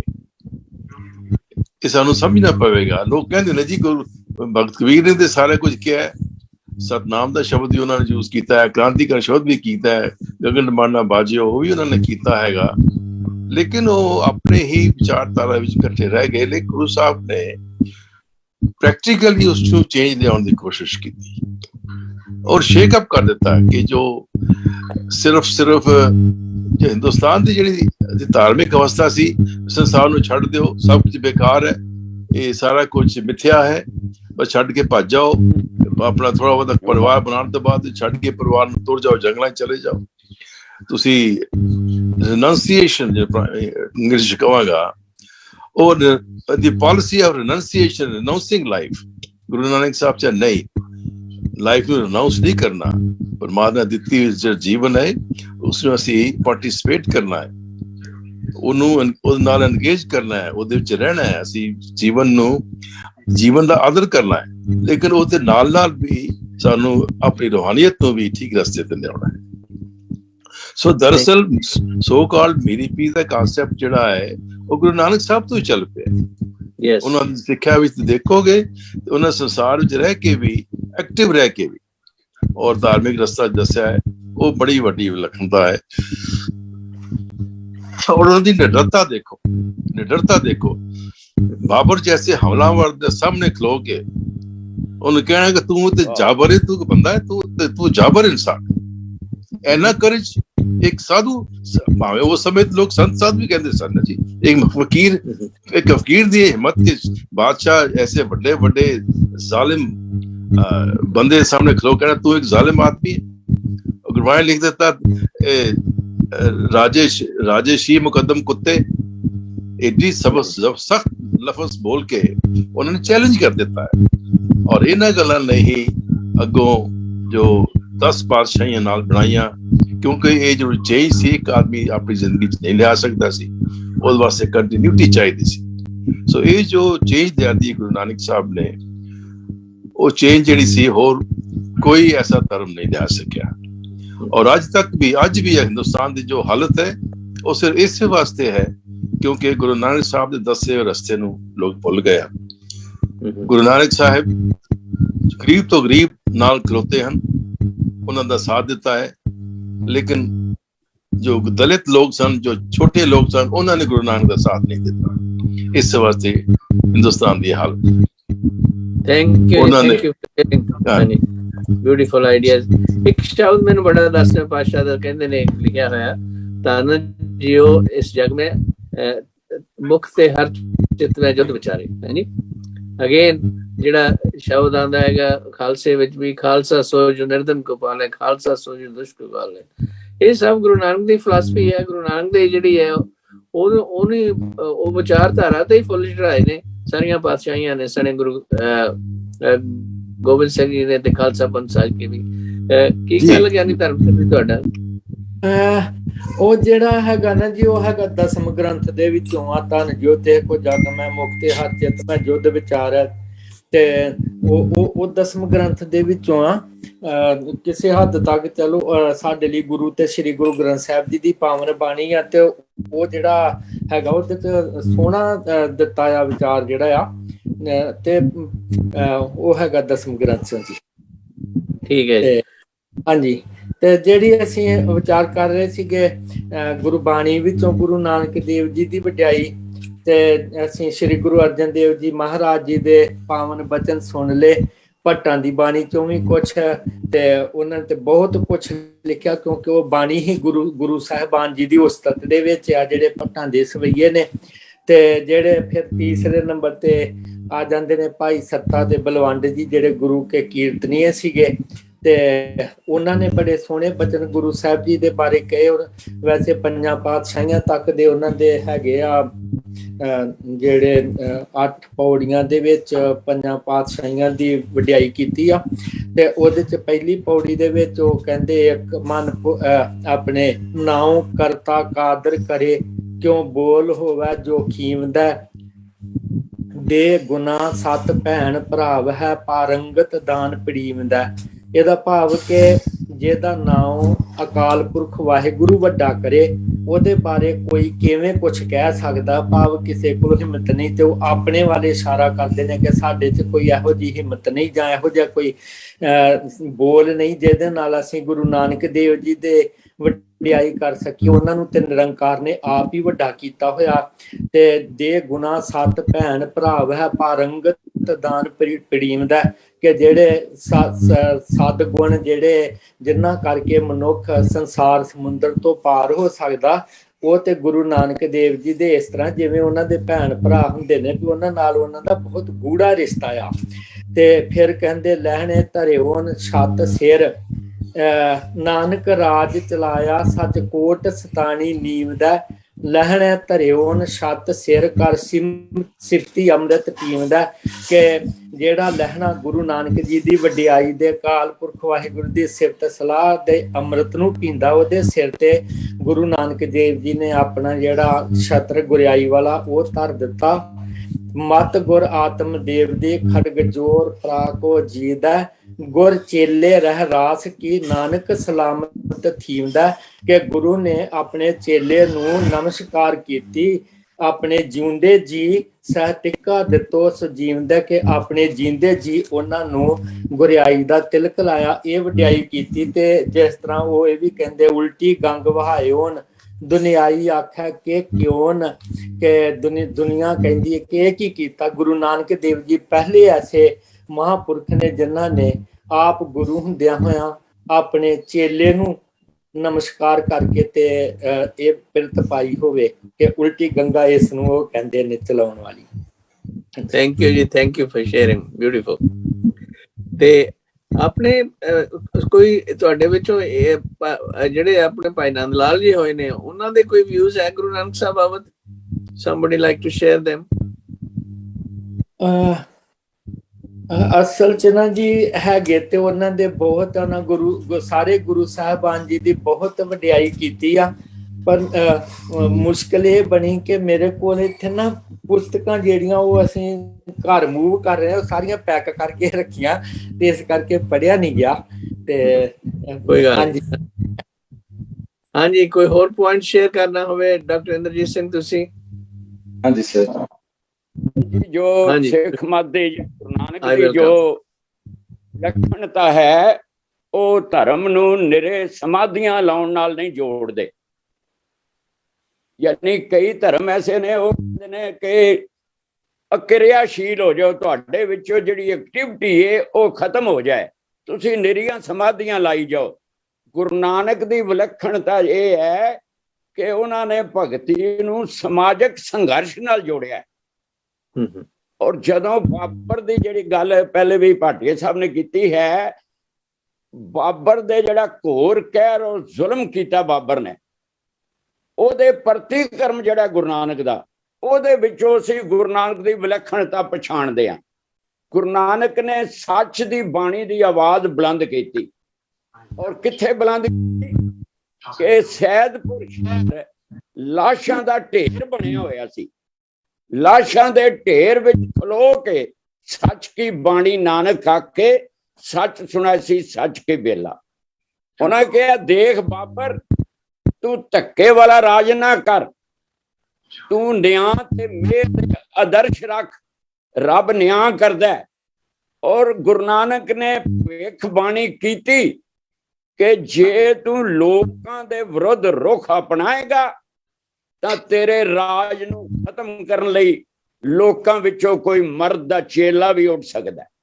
ਆਮਨ 78 ਜਾਨ 97 ਹੋਰ ਵੀ ਉਠਸੀ ਮਰਦ ਕਾ ਚੇਲਾ, ਸੱਚ ਕੀ ਬਾਣੀ ਨਾਨਕ ਆਖੇ, ਸੱਚ ਸੁਣਾ ਸੀ ਸੱਚ ਕੀ ਬੇਲਾ। ਤੋ ਇਹ ਜਿਹੜੇ ਆਵਾਜ਼ ਹੈ, ਜੁਰਤ ਭਰੀ ਆਵਾਜ਼, ਔਰ ਬਾਬਰ ਦੇ ਜੋ ਕਰੂਪ, ਜਿਹੜੀ ਜ਼ੁਲਮ ਦੀ ਕਰੂਪਤਾ ਹੈ ਔਰ ਜੋ ਨੇ ਹਿੰਸਾ ਤੇ ਆਗੇ ਵਰਤਾਈ, ਉਹਦੇ ਵਿਰੁੱਧ ਗੁਰੂ ਨਾਨਕ ਦਾ ਜਿਹੜਾ ਅਮਲ ਹੈ, ਤੁਸੀਂ ਉਹਦੇ ਚੋਂ ਗੁਰੂ ਨਾਨਕ ਦੀ ਵਿਲੱਖਣਤਾ ਅਸੀਂ ਵੇਖ ਸਕਦੇ ਹਾਂ। ਔਰ ਭਾਈ ਗੁਰਦਾਸ ਨੇ ਵੀ ਕਿਹਾ ਸੀ ਕਿ ਜਿਹੜੇ ਗੁਰਮੁਖ ਉਹ ਵਕਤ ਦੇ ਉੱਪਰ ਲੜ ਮਰੇ, ਉਹ ਵਕਤ ਪੈਣ ਤੇ ਲੜ ਕੇ ਸ਼ਹੀਦ ਹੋ ਜਾਣਗੇ। ਔਰ ਇਸ ਤਰ੍ਹਾਂ ਗੁਰੂ ਨਾਨਕ ਨੇ ਕਤਨ ਜਿਹੜਾ ਕਿਹਾ ਕਿ ਆਪੇ ਛਿੰਝ ਪਵਾਏ ਮੱਲਾ ਖਾੜਾ ਰਚਿਆ, ਲੜਥੇ ਭੜਥੂ ਪਾਏ ਗੁਰਮੁਖ ਮੱਚਿਆ, ਮਨਮੁਖ ਮਾਰੇ ਪਛਾੜ ਮੂਰਖ ਕੱਚਿਆ, ਆਪ ਭਿੜੇ ਮਾਰੇ ਆਪ ਆਪੇ ਕਾਜ ਰਚਿਆ। ਤੋ ਇਹ ਜਿਹੜਾ ਦੁਨੀਆ ਨੂੰ ਅਖਾੜਾ ਮੰਨਣਾ ਔਰ ਇਹ ਜਿਹੜੇ ਐਲਾਨ ਕਰਦੇ ਕਿ ਗੁਰਮੁਖ ਜਿਹੜਾ ਇਸ ਤਰ੍ਹਾਂ ਦੁਨੀਆ ਦੇ ਵਿੱਚ ਵਰਤੇਗਾ, ਇਹ ਉਹ इस दुनिया की जाग नूं बड़ा इंटरेस्टिंग बना देगा और मनमुख जिहड़े पछाणे जाणगे। इस तरह गुरु साहब ने बई गुलामी नालों मौत नूं तरजीह दिती। जे जीवे पथलथी जाए सब हरियाम जेता किछ खाए, प्रेम खिल सिर तर तली गली मरियाओ। गुरु नानक दी विलक्षणता एक ऐसी कौम की उसारी करनी है ਜਿਹੜੀ कि राजसी चेतना वाली होवे, समाजिक चेतना वाली होवे। और राजसी चेतना वधदी वधदी गुरु गोबिंद सिंह वेले खालसा पंथ विच उजागर हुई और जिन्हें देश चो गुलामी कर दी। थैंक यू जी, है Guru Nanak. Thank you, beautiful, बहुत थैंक यू शेयर ਕਰਨ ਦਾ ਜੀ। ਡਾਕਟਰ ਕੁਲਵਿੰਦਰ ਸਿੰਘ ਤੁਸੀਂ ਕੋਈ ਗੱਲ ਐਡ ਕਰਨੀ ਚਾਹੁੰਦੇ? ਹਾਂਜੀ ਹਾਂਜੀ ਸਰ, ਹਾਂਜੀ ਸਰ, ਤੁਸੀਂ ਛੋਟੇ ਸਨ ਤੇ ਅਸੀਂ ਆਮ ਤੌਰ ਤੇ ਜਿਹੜੀਆਂ ਗੁਰੂ ਨਾਨਕ ਦੇਵ ਦੀਆਂ ਸਾਖੀਆਂ ਪੜ੍ਹੀਆਂ, ਉਹ ਸੱਪ ਦੀ ਸ਼ਾਮਲ ਦੀ ਸਾਖੀ ਪੜ੍ਹੀ, ਫਸਲਾਂ ਉਜੜ ਗਈਆਂ ਤੇ ਹਰਿਆ ਭਰੇ ਖੇਤ ਦੀ ਸਾਖੀ ਪੜ੍ਹੀ। ਹੁਣ ਅੱਜ ਸਵਾਲ ਪੈਦਾ ਹੋ ਜਾਂਦਾ ਹੈ ਜਦੋਂ ਅਸੀਂ ਮੈਟਾਫਰ ਦੀ ਤੇ ਬਾਕੀ ਗੱਲ ਕਰਦੇ ਹਾਂ ਤੇ ਗੁਰਬਾਣੀ ਤਿੰਨ ਤਰ੍ਹਾਂ ਦੀ ਹੈ, ਤਰ ਤੇ ਇੱਕੋ ਹੀ ਹੈ। ਕੁਝ ਬਾਣੀ ਫਿਜ਼ੀਕਲ ਲੈਵਲ ਤੇ ਲਿਖੀ ਹੈ, ਕੁਝ ਬਾਣੀ ਸਪਿਰਿਚੁਅਲ ਲੈਵਲ ਤੇ ਲਿਖੀ ਹੈ। ਸਾਨੂੰ ਸਾਰੀ ਨੂੰ ਇਕੱਠੀ ਪੜ੍ਹਨਾ ਪਏ। ਇੱਕ ਬਾਣੀ ਹੈਗੀ ਬਿਲਕੁਲ ਡਰ ਵਾਲੀ ਬਾਣੀ, ਗੁਰਬਾਣੀ ਚ ਕਹਿੰਦੀ ਤਪਤ ਥੰਮ ਗਲ ਲਾਤੇ ਨਾਨਕ ਏਵ ਨਾ ਜਾਪਈ ਕਰਤਾ ਕੀਤੀ ਦੇ ਸਜਾਏ। ਹੁਣ ਅੱਜ ਦਾ ਸਮਾਂ ਕਹਿੰਦਾ ਵੀ ਡਰਾਣਾ ਨਹੀਂ ਸੰਸਾਰ, ਸੱਚ ਗੱਲ ਤੇ ਕਹਿੰਦੀ ਪਏਗੀ, ਜੇ ਸਜ਼ਾ ਮਿਲਦੀ ਦੱਸਣਾ ਪਏਗਾ, ਕਿਉਂ ਨਹੀਂ ਕਹਿਣਾ। ਦੂਸਰੀ ਗੁਰਬਾਣੀ ਹੈਗੀ ਹੈ ਜਨਰਲਾਈਜ਼ਡ, ਕਿ ਆਮ ਤੌਰ ਤੇ ਜੋ ਕੁਝ ਹੁੰਦਾ ਹੈ ਉਹਦੇ ਬਾਰੇ ਹੈ ਕਿ ਕਰਮ ਕਰੋ ਤੇ ਉਹਦਾ ਫਲ, ਚੰਗੇ ਕਰਮ ਕਰੋ ਚੰਗਾ ਫਲ, ਮਾੜੇ ਕਰਮ ਕਰੋ ਮਾੜਾ ਫਲ। ਤੀਸਰੀ ਬਾਣੀ ਹੈਗੀ ਹੈ ਜਿਹੜੀ ਮਤਲਬ ਮਿਰੇਕਲਸ ਬਾਣੀ ਹੈਗੀ ਹੈ, ਜਿਹੜੇ ਮਿਰੇਕਲਸ ਹੈਪਨ ਹੁੰਦੇ ਨੇ ਨਾ ਉਹਨਾਂ ਬਾਰੇ ਬਾਣੀ ਹੈ। ਇਹ ਤਿੰਨੋਂ ਤਰ੍ਹਾਂ ਦੀ ਬਾਣੀ ਗੁਰੂ ਗ੍ਰੰਥ ਸਾਹਿਬ ਦਰਜ ਹੈ। ਪਰ ਪ੍ਰੋਬਲਮ ਪਤਾ ਕੀ ਹੁੰਦੀ ਹੈ, ਜਦੋਂ ਮੈਂ ਪ੍ਰਚਾਰ ਕਰਨ ਜਾਂਦਾ ਵਾਂ ਤੇ ਮੈਨੂੰ ਕੋਈ ਸਵਾਲ ਪੁੱਛਦਾ ਹੈ, ਮੈਨੂੰ ਉਹਦਾ ਜਵਾਬ ਨਹੀਂ ਮਿਲਦਾ। ਅਸਲ ਤੇ ਮੇਰੀ ਨੌਲੇਜ ਘਾਟ ਹੁੰਦੀ ਹੈ ਤੇ ਮੈਂ ਕਿੰਤੂ ਗੁਰਬਾਣੀ ਤੇ ਕਰਨੀ ਸ਼ੁਰੂ ਕਰ ਦਿੰਦਾ, ਉੱਥੋਂ ਹੀ ਕਨਫਿਊਜ਼ਨ ਸਟਾਰਟ ਹੋ ਜਾਂਦਾ। ਪ੍ਰਚਾਰਕ ਦਾ ਗਿਆਨ ਇੰਨਾ ਹੋਣਾ ਜ਼ਰੂਰੀ ਹੈ ਕਿ ਉਹਨੂੰ ਪਤਾ ਹੋਵੇ ਕਿ ਉਹ ਐਡਮਿਟ ਕਰੇ ਕਿ ਮੈਨੂੰ ਇਸ ਚੀਜ਼ ਦੀ ਨੌਲੇਜ ਨਹੀਂ, ਗੁਰਬਾਣੀ ਨੂੰ ਚੈਲੰਜ ਨਾ। ਔਰ ਬੜੇ ਬੜੇ ਪ੍ਰਚਾਰਕਾਂ ਦੇ ਕਨਸੈਪਟ ਜਿਹੜੇ ਨੇ ਬਹੁਤ ਵੀਕ ਨੇ ਗੁਰਬਾਣੀ ਦੇ ਸੰਬੰਧ ਦੇ ਵਿੱਚ, ਕਿਉਂਕਿ ਉਹ ਪ੍ਰਚਾਰਕ ਚਾਹੁੰਦੇ ਨੇ ਮੇਰੇ ਕੋਲ ਹਰ ਚੀਜ਼ ਦਾ ਆਨਸਰ ਹੈਗਾ, actually he does not have. So ਜਿਹੜੀਆਂ ਅਸੀਂ ਚੀਜ਼ਾਂ ਪੜ੍ਹਦੇ ਆਏ ਹਾਂ, ਦੇਖੋ ਗੁਰਬਾਣੀ ਚ ਮਿਰੇਕਲਸ ਬਾਰੇ ਕੀ ਹੈ, ਬਿਸਮਿਲ ਗਊ ਦਿਓ ਜਿਵਾਏ। ਗੁਰੂ ਗ੍ਰੰਥ ਸਾਹਿਬ ਦੀ ਗੱਲ ਕਰਦੇ ਆ ਨਾ, ਉਹ ਕਹਿੰਦੇ ਮਰੀ ਗਊ ਨੂੰ ਜਿੰਦੇ ਕਰਦਾ ਸਵਾਲ ਖੜਾ ਹੋ ਗਿਆ। ਗੁਰੂ ਗ੍ਰੰਥ ਸਾਹਿਬ ਮਾਰੇ ਕਹਿ ਰਹੇ ਨੇ ਨਾਦਰ ਗਰਦਨ ਮਾਰੋ ਉਠਾਏ। ਭਗਤ ਨਾਮਦੇਵ ਵੀ ਕਹਿੰਦਾ ਬਾਦਸ਼ਾਹ ਸੀ ਕਿਉਂ ਹੋਏ, ਬਿਸਮਿਲ ਕੀਆ ਨਾ ਜੀਵੇ ਕੋਈ, ਹਮਰਾ ਕੀਆ ਕਛੂ ਨਾ ਹੋਏ, ਕਰ ਹੈ ਰਾਮ ਹੋਏ। ਬੜਾ ਲੰਬਾ ਸ਼ਬਦ ਹੈ। ਅਖੀਰ ਤੇ ਕਹਿੰਦੇ ਆ ਸਾਤ ਘੜੀ ਜਬ ਬੀਤੀ ਸੁਨੀ ਅਜੂ ਨਾ ਆਇਓ ਤੇ ਪਵਨ ਤਣੀ, ਬਸੰਤਨ ਬਾਜ ਬਜਾਏ ਲਾ ਗਰੁੜ ਚੜ ਆਏ ਗੋਬਿੰਦ ਗੀਠਲਾ। ਹੁਣ ਇਹ ਜਿਹੜੀ ਬਾਣੀ ਮਿਰੇਕਲਸ ਡਿਡ ਹੈਪਨ, ਪੱਕੇ ਮਿਰੇਕਲਸ ਹੈਪਨ ਹੁੰਦੇ ਨੇ, ਨਹੀਂ ਤੇ ਕੋਈ ਗੁਰਬਾਣੀ ਨੂੰ ਅਸੀਂ ਸਾਇੰਸ ਬਣਾਤਾ, ਫਿਜ਼ੀਕਲ ਸਾਇੰਸ। ਸੋ ਮੇਰੀ ਬੇਨਤੀ ਹੈ ਕਿ ਜਿੱਦਾਂ ਅਸੀਂ ਜਿਹੜੀ ਚੀਜ਼ ਦਾ ਸਾਨੂੰ ਸਮਝ ਨਹੀਂ ਲੱਗਦੀ, ਸਾਨੂੰ ਸਮਝਣ ਦੀ ਲੋੜ ਹੈ, ਨਾ ਕਿ ਅਸੀਂ ਸੋਚੀਏ ਕਿ ਗੁਰਬਾਣੀ ਦੀਆਂ ਚੀਜ਼ਾਂ ਵੈਸੇ ਪਾ। ਕਿਉਂਕਿ ਛੋਟੇ ਹੁੰਦੇ ਆ ਜਦੋਂ ਅਸੀਂ ਜਦੋਂ ਵਿਚਾਰ ਬਣਨਾ ਕੋਈ ਚਾਹੀਦਾ ਸੀ ਨਾ, ਤੇ ਕਈ ਕਹਿੰਦੇ ਸਨ ਨਹੀਂ ਜੀ ਇਹ ਜਿਹੜੀ ਗੁਰਬਾਣੀ ਹੈ ਤੇ ਐਗਜ਼ੈਂਪਲਰੀ ਹੈਗੀ ਹੈ, ਇਹ ਤਾਂ ਸਿਰਫ ਉਦਾਹਰਨ ਦਿੱਤੀ ਹੋਈ ਹੈ। ਮੇਰਾ ਮਨ ਨਹੀਂ ਅਗਰੀ ਕਰਦਾ, ਕਿਉਂਕਿ ਵਿਸ਼ਵਾਸ ਧਰਮ ਦਾ ਬੜਾ ਜ਼ਰੂਰੀ ਅੰਗ ਹੈ। ਜੇ ਵਿਸ਼ਵਾਸ ਕਰਾਂਗੇ ਤੇ ਮਿਰੇਕਲਸ ਤੱਕ ਪਹੁੰਚਾਂਗੇ, ਜੇ ਵਿਸ਼ਵਾਸ ਨਹੀਂ ਕਰਾਂਗੇ, ਮਿਰੇਕਲਸ ਨੂੰ ਨਹੀਂ ਮੰਨਾਂਗੇ, ਤੇ ਅਸੀਂ ਉੱਥੇ ਪਹੁੰਚ ਵੀ ਨਹੀਂ ਸਕਦੇ। ਗਿਆਨੀ ਸੁੱਚਾ ਸਿੰਘ ਜੀ, ਤੁਹਾਡਾ ਕੀ ਵਿਚਾਰ ਹੈ ਇਸ ਬਾਬਤ? ਇਸ ਬਾਬਤ ਜੀ ਕਿ ਮੈਂ ਆਪਣੀ ਗੱਲ ਕਰਾਂ ਜੀ ਥੋੜੀ ਜੀ। ਚਲੋ ਮਤਲਬ ਇਹ ਹਰ ਇੱਕ ਪੁਆਇੰਟ, ਹਰ ਇੱਕ ਵਿਚਾਰਵਾਨ ਦੀ ਆਪਣੀ ਆਪਣੀ ਸਮਝ ਹੁੰਦੀ ਹੈ। ਤੇ ਤੁਸੀਂ ਪਹਿਲੇ ਗੱਲ ਕੀਤੀ ਸੀ ਜੀ ਭਾਈ ਨੰਦ ਲਾਲ ਜੀ ਦੇ ਬਾਰੇ ਚ, ਵੀ ਉਹਨਾਂ ਦਾ ਅੱਜ ਕੋਈ ਵਿਚਾਰ ਗੁਰੂ ਨਾਨਕ ਪਾਤਸ਼ਾਹ ਜੀ ਦੇ ਬਾਰੇ ਚ। ਸੋ ਹੈਗਾ ਜੀ ਇੱਕ ਸ਼ਬਦ ਉਹਨਾਂ ਦਾ, ਸ਼੍ਰੀ ਜੋਤ ਵਿਗਾਸ ਭਾਈ ਨੰਦ ਲਾਲ ਜੀ, ਉਹਦੇ ਵਿੱਚੋਂ 1 ਤੋਂ ਲੈ ਕੇ 18 ਤੱਕ ਉਹਨਾਂ ਦੇ ਨਾ ਜੀ ਜਿਹੜੇ ਸ਼ਲੋਕ ਆਖ ਲਈਏ ਜਾਂ ਸ਼ੇਰ ਆਖ ਲਈਏ, ਉਹਦੇ ਵਿੱਚ ਲਿਖੇ ਐਸੇ, ਉਹਨਾਂ ਇੱਕ ਦਾ ਪੜ੍ਹ ਲੈਂਦੇ ਆ। ਤਾਂ ਉਹਦੇ ਵਿੱਚ ਹੈਗਾ ਜੀ, ਗੁਰੂ ਨਾਨਕ ਆਮਦ ਨਾਰਾਇਣ ਸਰੂਪ ਹੁਮਾਨਾ ਨਿਰੰਜਨ ਨਿਰੰਕਾਰ ਰੂਪ। ਤੇ ਨਾਰਾਇਣ ਗੁਰੂ ਨਾਨਕ ਦਾ ਰੂਪ ਧਾਰ ਕੇ ਆਇਆ। ਗੁਰੂ ਨਾਨਕ ਆਮਦ ਨਾਰਾਇਣ ਰੂਪ। ਦੈਨ ਉਸ ਦਾ ਰੂਪ ਨਿਰੰਜਨ ਅਤੇ ਨਿਰੰਕਾਰ ਵਰਗਾ ਸੀ। ਫਮਾਨਾ ਨਿਰੰਜਨ ਨਿਰੰਕਾਰ ਰੂਪ। ਹਕਸ਼ ਆਫਰੀਦਹ ਜ਼ੇ ਨੂਰੋ ਕਰਮ। ਹਕਸ਼ ਆਫਰੀਦਹ ਜ਼ੇ ਨੂਰੋ ਕਰਮ ਆਜ਼ੋ ਆਲਮੇ ਰਾ ਫੌਜ਼ੇ ਆਤਮ। ਇਹਦਾ ਮਤਲਬ ਹੈ, ਜਿਹੜਾ ਮੈਂ ਮਤਲਬ ਪੜ੍ਹ ਰਿਹਾ ਜੀ ਬੁੱਕ ਦੇ ਵਿੱਚੋਂ, ਮੈਨੂੰ ਆਪੂ ਨੇ ਦਾ ਗਿਆਨ ਨਹੀਂ ਹੈਗਾ। ਸੋ ਗੁਰੂ ਨਾਨਕ ਦੇ ਅਕਾਲੀ ਨੂਰ ਤੇ ਅਕਾਲੀ ਪੁਰਖ ਵੀ ਬਲਿਹਾਰ ਹੋ ਗਿਆ। ਗੁਰੂ ਨਾਨਕ ਦੇ ਅਕਾਲੀ ਨੂਰ ਤੇ ਅਕਾਲ ਪੁਰਖ ਵੀ ਬਲਿਹਾਰ ਹੋ ਗਿਆ। ਸੰਸਾਰ ਨੇ ਉਸ ਦੀ ਬਖਸ਼ਿਸ਼ ਤੋਂ ਬਹੁਤ ਲਾਭ ਉਠਾਇਆ। ਸੋ ਇਸ ਤਰ੍ਹਾਂ ਦੇ ਨਾ ਭਾਈ ਨੰਦ ਲਾਲ ਜੀ ਦੇ 10 ਦੇ ਵਿੱਚ ਹੈ, ਫਿਰ ਤੌਸੀਫੋ ਸਨਾ ਭਾਈ ਨੰਦ ਲਾਲ ਜੀ ਦੀ ਰਚਨਾ ਆ ਜਾਂਦੀ ਹੈ, ਉਹਦੀ ਕੰਟੀਨਿਊਟੀ ਦੇ ਵਿੱਚ ਚੱਲਦੀ ਹੈ। ਤੇ ਇਸ ਤਰ੍ਹਾਂ ਦੇ ਨਾ ਜੀ 18 ਨੰਬਰ ਤੱਕ ਜਿਹੜੇ ਸ਼ੇਅਰ ਉਹਨਾਂ ਦੇ ਚੱਲਦੇ ਹੈਗਾ। ਭਾਈ ਨੰਦ ਲਾਲ ਜੀ ਦਾ ਲਿਖਿਆ ਕਾਫੀ ਕੁਛ ਜਿਹੜਾ ਗੁਰੂ ਨਾਨਕ ਪਾਤਸ਼ਾਹ ਜੀ ਦੇ ਬਾਰੇ ਚ ਹੈਗਾ ਆ। ਤੇ ਇੱਕ ਜਿਹੜੀ ਗੱਲ ਆਪਣੇ ਡਾਕਟਰ ਵਾਸੂ ਹੋਰਾਂ ਨੇ ਕੀਤੀ ਹੈ ਜੀ ਕਿ ਆਵਣ 78 ਜਾਣ 97। ਮੈਂ ਮਤਲਬ ਇਹਦੇ ਚ ਡਿਫਰੈਂਸ ਮੈਂ ਨਹੀਂ, ਆਪਾਂ ਨੇ ਇਹ ਨਹੀਂ ਦੱਸ ਰਿਹਾ ਕਿ ਮੇਰਾ ਡਿਫਰੈਂਸ ਹੈਗਾ, ਸਿਰਫ ਜੋ ਮੈਂ ਪੜ੍ਹਿਆ ਆ, ਮਤਲਬ ਇਟਸ ਕਾਲਡ ਅਕਵਾਇਰਡ ਨੌਲੇਜ। ਸੋ ਜਿਹਨੂੰ ਆਪਣਾ ਕੋਈ ਮੈਨੂੰ ਇਹਦੇ ਵਿੱਚ ਪਤਾ ਨਹੀਂਗਾ। ਪ੍ਰੋਫੈਸਰ ਸਾਹਿਬ ਸਿੰਘ ਹੋਰੀ ਜਿਹੜਾ ਲਿਖਦੇ ਉਹ ਕਹਿੰਦੇ ਆਵਣ 78 ਜਾਣ 97। ਤਾਂ ਉਹ ਜਿਹੜਾ ਨਾ ਜਿਹੜਾ ਜਾਣ 97 ਦਾ ਜਿਹੜਾ ਕਰਦੇ, ਉਹ ਕਹਿੰਦੇ ਕਿ ਸ਼ੇਰ ਸ਼ਾਹ ਸੂਰੀ ਜਿਹੜਾ ਉਹ 1497 ਦੇ ਵਿੱਚ ਆਇਆ ਸੀ ਤੇ ਉਹਦੇ ਬਾਰੇ ਪੇਸ਼ੀਨ ਗੋਈ ਗੁਰੂ ਨਾਨਕ ਪਾਤਸ਼ਾਹ ਜੀ ਨੇ ਕੀਤੀ ਸੀ। ਉਹ ਸੋ ਇਸ ਤਰ੍ਹਾਂ ਦਾ ਲਿਖਿਆ ਹੋਇਆ ਮਤਲਬ ਹੈਗਾ। ਤਾਂ ਉਹ ਮਤਲਬ ਇਹ ਨਹੀਂਗਾ ਕਿ ਕੋਈ ਗੁਰੂ ਹੋਰ ਆਏਗਾ। ਸੋ ਉਹ ਕਹਿੰਦੇ ਕਿ ਉਹ ਜਿਹੜਾ ਉਹਦੇ ਬਾਰੇ ਉਹ ਤਾਕਤ ਫੜ ਗਿਆ ਸੀਗਾ, ਫਿਰ ਉਹ ਆ ਗਿਆ ਸੀ, ਉਸੇ ਟਾਈਮ ਤੇ ਆਇਆ ਸੀ ਜਿਹੜਾ ਗੁਰੂ ਨਾਨਕ ਪਾਤਸ਼ਾਹ ਜੀ ਨੇ ਆਵਣ 78 ਜਾਣ 97 ਜਾਣ 97। ਹਾਂਜੀ, ਸੋ ਇਹ ਹੈਗਾ ਸੀਗਾ ਜੀ ਆਵਣ 78 ਜਾਣ 97। ਹੋਰ ਵੀ ਉੱਠ ਸੀ ਮਰਦ ਕਾ ਚੇਲਾ। ਤੋ ਬਿਜਾਣੀ ਅਫਗਾਨਿਸਤਾਨ ਦੇ ਰਸਤੇ ਤੋਂ ਹਾਜ਼ੀਆਂ ਦੇ ਰਾਹੀਂ ਇੱਧਰ ਉੱਧਰ ਹੁੰਦੇ ਹੋਏ ਜਿਸ ਤਰ੍ਹਾਂ ਆਉਂਦਾ ਆ, ਤੇ ਉਹਦੀ ਜਿਹੜੀ ਗੱਲ ਗੁਰੂ ਮਹਾਰਾਜ ਜੀ ਇੱਥੇ ਸਮਝਾ ਰਹੇ ਸੀ, ਦੱਸ ਰਹੇ ਸੀਗੇ ਕਿ ਜਿਹੜਾ ਪਹਿਲਾਂ ਇਹ ਆ ਗਿਆ, ਬਾਬਰ ਆ ਗਿਆ, ਉਸ ਤੋਂ ਬਾਅਦ ਫਿਰ ਜਿਹੜਾ ਜਿਸ ਵੇਲੇ ਹਮਾਯੂੰ ਦੇ ਤੋਂ ਬਾਅਦ ਫਿਰ ਇਹ ਆਉਂਦਾ ਹੈਗਾ ਆ ਸ਼ੇਰ ਸ਼ਾਹ ਸੂਰੀ। ਤਾਂ ਉਹ ਹਮਾਯੂੰ ਨੂੰ ਹਰਾ ਕੇ ਰਾਜ ਲੈਂਦਾ, ਠੀਕ ਹੈ ਨਾ ਜੀ। ਤਾਂ ਹਮਾਯੂੰ ਨੂੰ ਹਰਾ ਕੇ ਰਾਈਟ। ਸੋ ਉਹ ਜਿਹੜਾ ਉਹ ਤੀਸਰੇ ਬੰਦੇ ਦੇ ਬਾਰੇ ਕਿਹਾ ਸੀਗਾ ਕਿ ਉਹ ਵੀ ਫਿਰ ਇੱਕ ਦਿਨ ਆਏਗਾ, ਉਹ ਵੀ ਤਾਕਤ ਫੜੇਗਾ ਤੇ ਉਹ ਵੀ ਉੱਠੂਗਾ ਮਰਦ ਕਾ ਚੇਲਾ। ਉਹਦੇ ਬਾਰੇ ਮਰਦ ਕਾ ਚੇਲਾ ਜਿਹੜਾ ਪ੍ਰੋਫੈਸਰ ਸਾਹਿਬ ਨੇ ਇਸ ਤਰ੍ਹਾਂ ਲਿਖਿਆ। ਬਟ ਐਨੀਵੇਜ਼ ਜੀ, ਸੋ ਦੂਸਰੀ ਜਿਹੜੀ ਹੁਣ ਇਹ ਗੱਲ ਹੈਗੀ ਨਾ ਜੀ ਕਿ ਗੁਰਬਾਣੀ ਦੀ, ਇਹ ਤੇ ਜੀ ਠੀਕ ਹੈ ਕਿ ਸਮਝ ਜਿਹੜੀ ਕੰਪਲੀਟ ਜਿਹੜੀ ਨੌਲੇਜ ਜਿਹੜੀ ਗੁਰਬਾਣੀ ਦੀ, ਇਹ ਤੇ ਅਸੀਂ ਮੰਨ ਕੇ ਚੱਲਦੇ ਹਾਂ ਕਿ ਕਿਸੇ ਇੱਕ ਬੰਦੇ ਨੂੰ ਪੂਰੀ ਨਹੀਂ ਹੋ ਸਕਦੀ। ਸਿੰਪਲ ਜੀ ਗੱਲ ਹੈ, ਠੀਕ ਹੈ ਜੀ।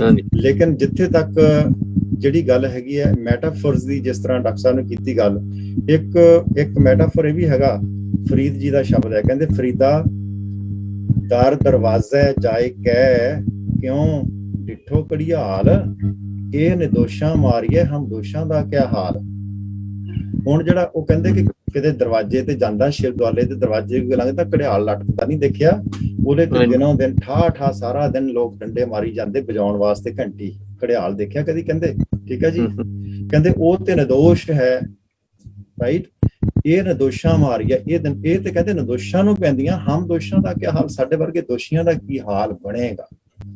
ਇਹ ਫਰੀਦ ਜੀ ਦਾ ਖਿਆਲ ਹੈ ਕਿ ਅਗਾਂਹ ਕੀ ਬਣੇਗਾ, ਠੀਕ ਹੈ ਜੀ।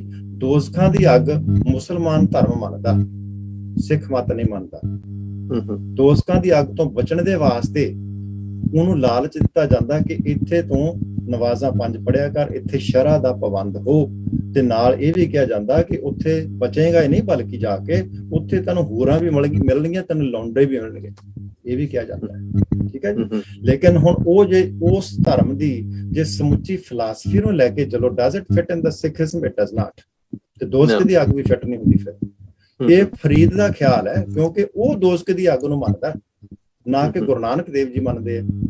ਉਸ ਕੌਂਟੈਕਸਟ ਦੇ ਵਿੱਚ ਜਾ ਕੇ ਜਦੋਂ ਗੁਰੂ ਨਾਨਕ ਦੇਵ ਜੀ ਗੱਲ ਕਰਨਗੇ, ਉਦੋਂ ਭਾਵੇਂ ਦੋਸਤ ਦੀ ਗੱਲ ਕਰ ਲੈਣਗੇ, ਠੀਕ ਹੈ ਜੀ। ਹੁਣ ਇਸੇ ਵਾਸਤੇ ਇਹ ਹੁੰਦਾ ਹੈ ਕਿ ਜਿਹੜੀ ਭਗਤ ਬਾਣੀ ਹੁੰਦੀ ਹੈ, ਭਗਤ ਬਾਣੀ ਬਹੁਤ ਪਿੱਛੋਂ ਚੱਲਦੀ ਆ ਰਹੀ ਹੈ। ਫਰੀਦ ਦੀ ਬਾਣੀ ਜਿਹੜੀ ਹੈ 12 ਪੁਸ਼ਤਾਂ ਪਹਿਲਾਂ ਸੀ, ਲਿਖੀ ਗਈ ਸੀ। ਕਬੀਰ ਜਿਹੜਾ ਉਹ 1400 ਕੁਛ ਦੇ ਵਿੱਚ ਹੋ ਚੁੱਕੇ ਸੀਗੇ। 1398 ਦੇ ਵਿੱਚ ਦੱਸਦੇ ਕਿ ਉਹਨਾਂ ਦਾ ਜਨਮ ਹੋਇਆ ਸੀ, ਗੁਰੂ ਨਾਨਕ ਦੇਵ ਜੀ ਤੋਂ ਪਹਿਲਾਂ ਉਹ ਚੜ੍ਹਾਈ ਵੀ ਕਰ ਗਏ ਸੀਗੇ। ਉਹਨਾਂ ਦੀ ਬਾਣੀ ਆਉਂਦੀ ਹੈ, ਉਹਨਾਂ ਦੇ ਕੋਲ ਸਿੱਖੀ ਦੀ ਖਿਆਲ ਥੋੜੀ ਹੋ ਸਕਦਾ।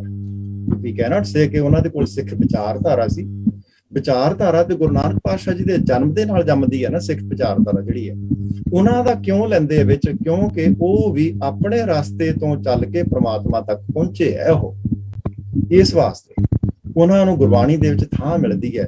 ਉਹਨਾਂ ਦੀ ਜਿਹੜੀ ਜੀਵਨ ਦੀ ਜਾਂਚ ਹੈ, ਜਿਹੜੀ ਸ਼ਰ੍ਹਾ ਦੀ ਪਾਬੰਦੀ ਹੈ, ਜਾਂ ਨਾਮਦੇਵ ਦੀ ਆਪਣੀ ਗੋਬਿੰਦ ਗੋਬਿੰਦ ਗੋਬਿੰਦ ਸੰਗ ਨਾਮ ਦਿਓ ਮਨ ਲੀਣਾ, ਜਾਂ ਉਹਨੇ ਜਿਹੜਾ ਆੜ ਦਾਮ ਕੋ ਸ਼ੀਪਰੋ ਹੋਇਓ ਲਾਖੀਣਾ, ਉਹ ਜਿਹੜੀਆਂ ਗੱਲਾਂ ਨੇ ਨਾ ਜੀ, ਉਹ ਉਹਦਾ ਆਪਣਾ ਜੀਵਨ ਹੈ। ਉਹ ਗੁਰੂ ਨਾਨਕ ਦੀ ਸਿੱਖਿਆ ਨਹੀਂ ਹੈ। ਆਵੀ ਗੁਰੂ ਨਾਨਕ ਦੀ ਜਿਹੜੀ ਮਰਜ਼ਾਦਾ ਨਹੀਂ ਹੋ ਸਕਦੀ। ਤਾਂ ਜਿਹੜੀ ਮਰਜ਼ਾਦਾ ਹੁੰਦੀ ਹੈ ਉਹ ਹੋਰ ਚੀਜ਼ ਹੁੰਦੀ ਹੈ। ਜਿਹੜਾ ਆਤਮਿਕ ਗਿਆਨ ਹੈ ਉਹ ਅੱਡ ਚੀਜ਼ ਹੁੰਦੀ ਹੈ। ਤਾਂ ਆਤਮਿਕ ਗਿਆਨ ਕਿਸੇ ਦਾ ਵੀ ਹੋ ਸਕਦਾ, ਚਾਹੇ ਹਿੰਦੂ ਮਤ ਦੀ ਬੈਕਗ੍ਰਾਉਂਡ ਹੋਵੇ, ਚਾਹੇ ਮੁਸਲਮਾਨ ਦੀ, ਚਾਹੇ ਸੂਫੀ ਹੋਵੇ, ਚਾਹੇ ਕੁਛ ਵੀ ਹੋਵੇ। ਲੇਕਿਨ ਜਿਹੜੀ ਵਿਚਾਰਧਾਰਾ ਗੁਰਬਾਣੀ ਦੀ ਹੈ, ਉਹਦੇ ਵਿੱਚ ਇੱਕ ਸਿੱਖ ਰਹਿਤ ਦੀ ਮਰਜ਼ਾਦਾ ਵੀ ਸਾਨੂੰ ਮਿਲੇਗੀ। ਇਸ ਵਾਸਤੇ ਡਿਫਰੈਂਸ ਦੋ ਤਰੀਕਿਆਂ ਦੇ ਨਾਲ ਗੁਰਬਾਣੀ ਨੂੰ ਦੇਖਣ ਦੀ ਜ਼ਰੂਰਤ ਹੁੰਦੀ ਹੈ। ਥੈਂਕ ਯੂ ਜੀ, ਦੈਟਸ ਗੁੱਡ ਪੁਆਇੰਟ। ਧਰਮ ਸਿੰਘ ਜੀ, ਤੁਹਾਡਾ ਕੀ ਵਿਚਾਰ ਇਸ ਬਾਬਤ? ਵੀਰ ਜੀ ਸੁੱਚਾ ਸਿੰਘ ਹੋਰਾਂ ਨੇ ਬੜੇ ਸੋਹਣੇ ਤਰੀਕੇ ਨਾਲ ਸਾਰਾ ਸਪਸ਼ਟ ਕਰ ਦਿੱਤਾ ਆ। ਕਿਉਂਕਿ ਜਦੋਂ ਦੂਸਰਿਆਂ ਦਾ ਜ਼ਿਕਰ ਕੀਤਾ, ਇੱਕ ਗੱਲ ਸਾਨੂੰ ਬੜੀ ਗੁਰੂ ਸਾਹਿਬ ਜੀ ਤੋਂ ਉਹਨਾਂ ਦੀ ਜਿੱਥੇ ਵਡਿਆਈ ਆ ਉਹ ਇਹੋ ਹੀ ਖੂਬਸੂਰਤੀ ਆ ਕਿ ਜੇ ਗੁਰੂ ਨਾਨਕ ਦੇਵ ਜੀ ਨੇ ਇਹ ਕਿਹਾ ਸੀਗਾ ਮੱਕੇ ਕਾਬੇ 'ਚ ਵੀ ਬਾਬਾ ਆਖੇ ਹਾਜੀਆਂ ਸ਼ੁਭ ਅਮਲਾਂ ਬਾਝੋਂ ਦੋਨੋਂ ਰੋਈ, ਕਿ ਭਾਵੇਂ ਮੁਸਲਮਾਨ ਆ ਤੇ ਭਾਵੇਂ ਹਿੰਦੂ ਆ, ਉੱਥੇ ਦੋਵਾਂ ਦੀ ਗੱਲ ਸੀ ਨਾ। ਤੇ ਉਂਝ ਇਹ ਗੱਲ ਤੇ ਸਾਰਿਆਂ ਤੇ ਟੁੱਕਦੀ ਆ ਵੀ ਭਾਵੇਂ ਸਿੱਖ ਵੀ ਹੋਵੇ, ਹਾਂ ਜੇ ਸ਼ੁਭ ਅਮਲ ਨਹੀਂ ਹੈ ਤਾਂ ਉਹਨੇ ਵੀ ਰੋਣਾ ਹੀ ਆ। ਤੇ ਇਸ ਕਰਕੇ ਉਹ ਸਮੁੱਚੇ ਵਰਤਾਰੇ ਵਾਸਤੇ ਹੀ ਆ ਗੱਲ, ਕਿਉਂਕਿ ਉੱਥੇ ਦੋਵਾਂ ਦੀ ਗੱਲ ਚੱਲਦੀ ਸੀਗੀ ਵੀ ਤੂੰ ਹਿੰਦੂ ਆ ਕਿ ਮੁਸਲਮਾਨ ਆ, ਤੇ ਬਾਬੇ ਨਾਨਕ ਜੀ ਨੇ ਫਿਰ ਉਹ ਦੋਵਾਂ ਦੀ ਗੱਲ ਕਰਤੀ। ਤੇ ਜਿਹੜਾ ਹੈਗਾ ਮੈਂ ਭਾਈ ਨੰਦ ਲਾਲ ਜੀ ਵੱਲ ਆਉਣਾ, ਮੈਨੂੰ ਵੀ ਲੱਭ ਗਿਆ ਥੋੜਾ ਜਿਹਾ। ਮੈਂ ਪ੍ਰੋਫੈਸਰ ਪੂਰਨ ਸਿੰਘ ਬਾਰੇ ਇੱਕ ਵਾਰੀ ਪੜ੍ਹਿਆ ਸੀ, ਤੇ ਉਹਨਾਂ ਦੀ ਕਵਿਤਾ ਇੱਕ, ਉਹ ਮੈਨੂੰ ਪੂਰੀ ਯਾਦ ਤੇ ਨਹੀਂ, ਅੱਖਰ ਵੱਧ ਘੱਟ ਹੋ ਸਕਦੇ, ਪਰ ਉਹਦਾ ਮੇਨ ਆਈਡੀਆ ਇਸ ਤਰ੍ਹਾਂ ਦਾ ਕਿ ਜਿਸ ਵਸਤੂ ਵਾਸਤੇ ਅਸੀਂ ਜੰਗਲ ਢੂੰਡੇ, ਬੇਲੇ ਢੂੰਡੇ, ਸਮੁੰਦਰ ਗਾਹੇ, ਆਕਾਸ਼ ਜਿਹੜਾ ਉਹਨੂੰ ਛਾਣਿਆ, ਤੇ ਜਦੋਂ ਕਿਤੇ ਉਹ ਨਹੀਂ ਮਿਲਿਆ, ਤੇ ਜਦੋਂ ਘਰ ਆਏ ਤੇ ਉਹ ਸਾਰਾ ਮਸਾਲਾ, ਸਾਰਾ ਜਿਹੜਾ ਪ੍ਰਬੰਧ ਸੀ ਉਹ ਘਰ ਦੇ ਵਿੱਚ ਮਿਲਿਆ। ਭਾਈ ਨੰਦ ਲਾਲ ਜੀ ਵੀ ਇਸ ਤਰ੍ਹਾਂ ਦੀ ਗੱਲ ਜਿਹੜੀ ਆ ਕਰਦੇ, ਸ਼ਾਇਦ ਉਹਨਾਂ ਨੇ ਇੱਥੋਂ ਹੀ ਆਈਡੀਆ ਲਿਆ ਹੋਏ ਭਾਈ ਪ੍ਰੋਫੈਸਰ ਪੂਰਨ ਸਿੰਘ ਹੋਰਾਂ ਨੇ। ਕਿ ਮੈਨੂੰ ਫਾਰਸੀ, ਕਿਉਂਕਿ ਅਸੀਂ ਸਿੱਖੀ ਨਹੀਂ ਆ, ਪਰ ਪੰਜਾਬੀ ਦਾ ਤਰਜਮਾ ਇਹਦੇ 'ਚ ਹੋ ਸਕਦਾ ਸ਼ਬਦ ਜਿਹੜੇ ਨੇ ਉਹ ਸ਼ੁੱਧ ਉਚਾਰਨ ਨਾ ਹੋਣ। ਤੇ ਉਹ ਕਹਿੰਦੇ ਆ ਕਿ ਊਰਾ ਜੁਸਤਮ ਅਜ਼ਹਰ ਖਾਨਾਏ ਯਾਫਤਮ ਨਾਗਾਹ ਦਰ ਕਾਸ਼ਾਨਾਏ। ਉਹ ਜਿਸ ਨੂੰ ਮੈਂ ਘਰ ਘਰ ਢੂੰਡਦਾ ਰਿਹਾ, ਮੈਂ ਅਚਾਨਕ ਉਸ ਨੂੰ ਆਪਣੇ ਘਰ ਹੀ ਦੇਖ ਲਿਆ। ਦੇਖਿਆ ਕਿੱਦਾਂ, ਅੱਗੇ ਇਹਦਾ ਜ਼ਿਕਰ ਕਰਦੇ, ਈ ਤੁਫੈਲ ਮੁਰਸ਼ਦੇ ਕਾਮਿਲ ਬਵਦ ਹਰ ਚੇਹ ਮੀ ਖਾਹੀ ਅਜ਼ੋ ਹਾਸਿਲ ਬਵਦ, ਕਿ ਇਹ ਕਿਰਪਾ ਸੱਚੇ ਤੇ ਪੂਰੇ ਸਤਿਗੁਰੂ ਦੀ ਹੈ, ਜੋ ਕੁਛ ਮੈਨੂੰ ਚਾਹੀਦਾ ਹੈ ਉਸ ਤੋਂ ਪ੍ਰਾਪਤ ਹੋਇਆ ਹੈ। ਤੇ ਇਸ ਕਰਕੇ ਅੱਗੇ ਉਹ ਹੋਰ ਕਮਾਲ ਦੀ ਗੱਲ ਕਰਦੇ, ਕਹਿੰਦੇ ਈ ਮੁਰਾਦ ਦਿਲ ਕਸੇ ਆਮ ਨਾ ਯਾਫਤ ਆਜ਼ਗਾਦਾਏ ਦੌਲਤ ਸੁਲਤਾਨ ਨਾ ਯਾਫਤ। ਜਿਸ ਦੀ ਇਹ ਮੁਰਾਦ ਬਿਨਾਂ ਉਸ ਤੋਂ ਕਿਸੇ ਦੀ ਪੂਰੀ ਨਹੀਂ ਹੋਈ, ਹਰ ਭਿਖਾਰੀ ਨੂੰ ਸ਼ਾਹੀ ਦੌਲਤ ਪ੍ਰਾਪਤ ਨਹੀਂ ਹੁੰਦੀ, ਪਰ ਕਹਿੰਦੇ ਕਿ ਜਿਹੜਾ ਗੁਰੂ ਨਾਨਕ ਜੀ ਦੀ ਸ਼ਰਨ ਚ ਆ ਜਾਂਦਾ ਉਹਨੂੰ ਇਹ ਵੀ ਪ੍ਰਾਪਤ ਹੋ ਜਾਂਦੀ। ਹਾਂਜੀ, ਥੈਂਕ ਯੂ ਜੀ, ਥੈਂਕ ਯੂ ਫॉर ਸ਼ੇਅਰਿੰਗ। ਕਿਉਂਕਿ ਭਾਈ ਨੰਦ ਲਾਲ ਦੀ ਬਾਣੀ ਔਖੀ ਹੈ ਸਮਝਣੀ, ਪਰ ਸਟਿਲ ਇਟਸ ਇੱਕ ਸਟਰੋਂਗ ਐਵੀਡੈਂਸ ਸਾਡੇ ਲਰਨ ਕਰਨ ਦੇ ਲਈ ਭਾਈ ਗੁਰਦਾਸ ਜੀ ਵਾਂਗੂ। ਤੇ ਇਸ ਬਾਬਤ ਕੋਈ ਹੋਰ ਵਿਚਾਰ ਤੁਸੀਂ ਸ਼ੇਅਰ ਕਰਨਾ ਹੋਵੇ? Doctor Narinder Singh is not here anymore, ਹੈ ਆਪਣੇ ਡਾਕਟਰ ਇੰਦਰਜੀਤ ਸਿੰਘ ਜੀ, ਤੁਸੀਂ ਕੋਈ ਭਾਈ ਨੰਦ ਲਾਲ ਬਾਬਤ ਗੱਲਬਾਤ ਕਰਨੀ ਹੋਵੇ? ਜੀ ਕੋਈ ਭਾਈ ਨੰਦ ਲਾਲ ਬਾਰੇ ਮੇਰੇ ਕੋਲ ਬਹੁਤਾ ਕੋਈ ਪੁਆਇੰਟ ਨਹੀਂ ਹੈ। ਇੱਕ H.L. ਬਰਾੜ ਸ਼ਾਹ ਦਾ ਇੱਕ ਨੁਕਤਾ ਹੈ ਜੀ, H.L. ਬਰਾੜ ਸ਼ਾਹ, ਉਹਨਾਂ ਦੀ ਕਿਤਾਬ ਹੈ ਸਿੱਖਜ਼ਮ। ਉਹਦੇ ਵਿੱਚ ਉਹ ਕਹਿੰਦੇ ਨੇ ਕਿ ਸਿੱਖ ਇਸ ਵਿੱਚ ਮਨੁੱਖੀ ਸਮੱਸਿਆਵਾਂ ਦਾ ਸਹੀ ਜਵਾਬ ਹੈ। ਦੂਜੇ ਧਰਮਾਂ ਵਿੱਚ ਸੱਚਾਈ ਸਮਿਲਿਤ ਹੈ, ਪਰ ਸਿੱਖ ਧਰਮ ਵਿੱਚ ਸੱਚਾਈ ਦੀ ਸੰਪੂਰਨਤਾ ਹੈ। ਔਰ ਇੱਕ ਗੱਲ ਉਹ ਕਹਿੰਦੇ ਨੇ ਕਿ ਹੁਣ ਅਸੀਂ ਗੁਰੂ ਨਾਨਕ ਦੇਵ ਜੀ ਦੇ ਧਰਮ ਪ੍ਰਬੰਧ ਵਿੱਚ ਰਹਿ ਰਹੇ ਹਾਂ। ਹੁਣ ਧਰਮ ਪ੍ਰਬੰਧ ਗੁਰੂ ਨਾਨਕ ਦੇਵ ਜੀ ਦਾ ਕਿਹੜਾ? ਇੱਕ ਤਾਂ ਲਿਤੜੇ ਮਿੱਧੇ ਕਮਜ਼ੋਰ ਵੱਲ ਨੂੰ ਉੱਚਾ ਚੱਕਣਾ, ਇੱਕ ਹੱਕ ਹਲਾਲ ਦੀ ਕਮਾਈ ਤੇ ਜ਼ੋਰ ਦੇਣਾ, ਇੱਕ ਭ੍ਰਿਸ਼ਟਾਚਾਰ ਪ੍ਰਤੀ ਨਫ਼ਰਤ ਰੱਖਣੀ, ਔਰ ਪ੍ਰਭੂ ਪ੍ਰਾਪਤੀ ਲਈ ਸੰਸਾਰ ਦੀ ਸੇਵਾ ਦਾ ਆਦਰਸ਼ ਰੱਖਣਾ, ਔਰ ਔਰਤ ਦਾ ਸਤਿਕਾਰ, ਔਰ ਸਭ ਤੋਂ ਵੱਡੀ ਗੱਲ ਸਰਬੱਤ ਦਾ ਭਲਾ। ਸ਼ਾਇਦ ਬਰਾੜ ਸ਼ਾਹ ਨੇ ਇਹ ਗੱਲਾਂ ਪੜ੍ਹੀਆਂ ਨੇ, ਤਾਂ ਹੀ ਉਹ ਕਹਿੰਦਾ ਕਿ ਅਸੀਂ ਗੁਰੂ ਨਾਨਕ ਦੇਵ ਜੀ ਦੇ ਧਰਮ ਪ੍ਰਬੰਧ ਵਿੱਚ ਰਹਿ ਰਹੇ ਹਾਂ ਤੇ ਹੁਣ ਅਸੀਂ ਪਿੱਛੇ ਯੁੱਗ ਦੇ ਵਿੱਚ ਨਹੀਂ ਜਾ ਸਕਦੇ। ਹੁਣ ਮੋਟਰ ਕਾਰਾਂ ਦਾ ਯੁੱਗ ਹੈ, ਹਵਾਈ ਜਹਾਜ਼ ਦਾ ਯੁੱਗ ਹੈ, ਅਸੀਂ ਹੁਣ ਬਲਦਾਂ ਨਾਲ ਥੋੜੀ ਹਿੱਕਣਾ ਹੈ। ਹੁਣ ਜਿਹੜਾ ਸਰਬੱਤ ਦੇ ਭਲੇ ਦਾ ਸਿਧਾਂਤ ਜਿਹੜਾ ਇਹ ਮਨੁੱਖੀ ਜੀਵਨ ਨੂੰ ਤਰੋ ਤਾਜ਼ਾ ਕਰਦਾ, ਮਨੁੱਖੀ ਜੀਵਨ ਨੂੰ ਨਿਰੋਗ ਦ੍ਰਿਸ਼ਟੀ ਦਿੰਦਾ ਤੇ ਮਨੁੱਖੀ ਜੀਵਨ ਨੂੰ ਤਰੋ ਤਾਜ਼ਾ ਕਰਦਾ। ਇਹ ਬਰਾੜ ਸ਼ਾਹ ਨੇ ਕਿਹਾ ਸਿੱਖ ਧਰਮ ਬਾਰੇ। ਥੈਂਕ ਯੂ ਜੀ, ਥੈਂਕ ਯੂ ਫॉर ਸ਼ੇਅਰਿੰਗ। ਹਾਂਜੀ ਡਾਕਟਰ ਮਿਹਰਬਾਨ ਸਿੰਘ, ਤੁਸੀਂ ਕੁਝ ਕਹਿਣਾ ਚਾਹੁੰਦੇ ਸੀ?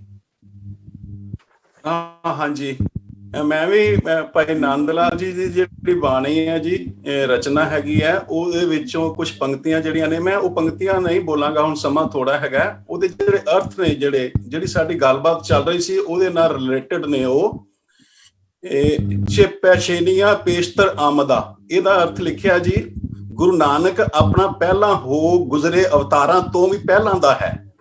ਹੁਣ ਇਹ ਇੱਕ ਮੈਟਾਫੋਰ ਹੈ ਜਾਂ ਕਿਸ ਤਰ੍ਹਾਂ ਹੈਗਾ? ਵੀਰ ਜੀ ਨੇ ਜਿਹੜੀ ਗੱਲ ਕੀਤੀ ਸੀਗੀ ਨਾ, ਭਗਤ ਕਬੀਰ ਜੀ ਆਲੀ ਕੇ, ਉਹਦੇ ਨਾਲ ਸੰਬੰਧਿਤ ਹੈ। ਹੁਣ ਸਮਾਂ ਬਹੁਤ ਥੋੜਾ, ਉਹਦੇ ਤੇ ਵਿਚਾਰ ਨਹੀਂ ਹੋ ਸਕਦੀ, ਆਪਾਂ ਬਾਅਦ ਚ ਕਰ ਸਕਦੇ ਹਾਂ। ਉਹ ਗੁਰੂ ਪਹਿਲਾਂ ਹੋ ਗੁਜ਼ਰੇ ਅਵਤਾਰਾਂ ਤੋਂ ਪਹਿਲਾਂ ਦਾ ਹੈ। ਫਿਰ ਅਗਲੀ ਜਿਹੜੀ ਪੰਕਤੀ ਦੇ ਅਰਥ ਨੇ, ਗੁਰੂ ਨਾਨਕ ਕਦਰ ਕੀਮਤ ਵਿੱਚ ਸਭ ਨਾਲੋਂ ਵੱਡਮੁੱਲਾ ਹੈ। ਹਜ਼ਾਰਾਂ ਬ੍ਰਹਮਾ ਗੁਰੂ ਨਾਨਕ ਦੀ ਉਸਤਤ ਕਰਦੇ ਹਨ। ਸਾਰੇ ਵੱਡੇ ਵਡੇਰਿਆਂ ਦੀ ਸ਼ਾਨ ਨਾਲੋਂ ਗੁਰੂ ਨਾਨਕ ਦਾ ਸਥਾਨ ਉਚੇਰਾ ਹੈ। ਹਜ਼ਾਰਾਂ ਈਸ਼ਰ ਅਤੇ ਇੰਦਰ ਗੁਰੂ ਨਾਨਕ ਦੇ ਚਰਨਾਂ ਵਿੱਚ ਬੈਠੇ ਹਨ। ਸਾਰੇ ਵੱਡੇ ਵਡੇਕਿਆਂ ਨਾਲੋਂ ਗੁਰੂ ਨਾਨਕ ਦਾ ਸਥਾਨ ਉਚੇਰਾ ਹੈ। ਹਜ਼ਾਰਾਂ ਧਰੂ ਵਰਗੇ ਅਤੇ ਹਜ਼ਾਰਾਂ ਬਿਸ਼ਨ ਵਰਗੇ ਅਤੇ ਇਸੇ ਤਰ੍ਹਾਂ ਅਨੇਕਾਂ ਰਾਮ ਰਾਜੇ ਅਤੇ ਅਨੇਕਾਂ ਕਾਨ ਕ੍ਰਿਸ਼ਨ, ਹਜ਼ਾਰਾਂ ਦੇਵੀ ਦੇਵਤੇ, ਹਜ਼ਾਰਾਂ ਗੋਰਖ ਗੁਰੂ ਨਾਨਕ ਦੇ ਚਰਨਾਂ ਤੋਂ ਆਪਣੀ ਜਾਨ ਵਾਰਦੇ ਹਨ। ਹਜ਼ਾਰਾਂ ਅਸਮਾਨ, ਹਜ਼ਾਰਾਂ ਆਕਾਸ਼, ਹਜ਼ਾਰਾਂ ਧਰਤੀਆਂ, ਹਜ਼ਾਰਾਂ ਪਤਾਲ, ਉਹਨਾਂ ਦੀ ਬਾਣੀ ਚ ਜਿਵੇਂ ਹੈਗਾ ਹਜ਼ਾਰਾਂ ਚੁੱਕੁਰ ਹੈ ਨਾ, ਮਤਲਬ ਗੁਰੂ ਨਾਨਕ ਦੇ ਚਰਨਾਂ ਵਿੱਚ ਆਪਣੇ ਦਿਲ ਜਾਨ ਨੂੰ ਵਿਛਾਉਂਦੇ ਹਨ। ਹਾਂਜੀ, ਸੋ ਇਨ ਅਦਰ ਵਰਡਸ ਡਾਕਟਰ ਮਿਹਰਬਾਨ ਸਿੰਘ, ਹਜ਼ਾਰਾਂ ਇਹਨਾਂ ਲੋਕਾਂ ਅਤੇ ਇਹ ਜਿਹੜੀਆਂ ਗੱਲਾਂ ਨੇ ਉਹ ਭਾਈ ਨੰਦ ਲਾਲ ਜੀ ਉਹਦੇ ਵਿੱਚ ਕਹਿ ਰਹੇ ਨੇ, ਆਪਣੀ ਸ਼ਰਧਾ ਦੇ ਰੂਪ ਦੇ ਵਿੱਚ ਕਹਿ ਰਹੇ ਨੇ। ਹਾਂਜੀ, ਇਹ ਗੱਲਾਂ ਨੂੰ ਜਿਹੜਾ ਐਕਸਪਲੇਨ ਕਰ ਰਹੇ ਨੇ, ਜਿਵੇਂ ਭੱਟ ਕਹਿੰਦੇ ਗੁਰੂ ਅਰਜਨ ਪਟਨਾਗਰ। ਇਹ ਚੀਜ਼ ਨੂੰ ਨਾ ਅਸੀਂ ਇਸ ਤਰ੍ਹਾਂ ਨਹੀਂ ਕਹਿ ਸਕਦੇ, ਮੇਰਾ ਖਿਆਲ ਏਦਾਂ ਅਸੀਂ ਡਿਨਾਈ ਨਹੀਂ ਕਰ ਸਕਦੇ। ਇਹ ਸ਼ਰਧਾ ਤੇ ਫਿਰ ਸਾਰੀ ਗੁਰਬਾਣੀ ਸ਼ਰਧਾ ਦੇ ਆਧਾਰ ਤੇ ਹੀ ਹੈ। ਭਾਈ ਗੁਰਦਾਸ ਵੀ ਸ਼ਰਧਾ ਤੇ ਹੈ, ਭਾਈ ਨੰਦ ਲਾਲ ਜੀ ਵੀ ਸ਼ਰਧਾ, ਤੇ ਗੁਰੂ ਗੋਬਿੰਦ ਸਿੰਘ ਦੀ ਜਿਹੜੀ ਬਾਣੀ ਹੈਗੀ ਆ ਉਹ ਵੀ ਤੇ ਅਕਾਲ ਪੁਰਖ ਦੀ ਸ਼ਰਧਾ ਹੀ ਹੈ ਨਾ।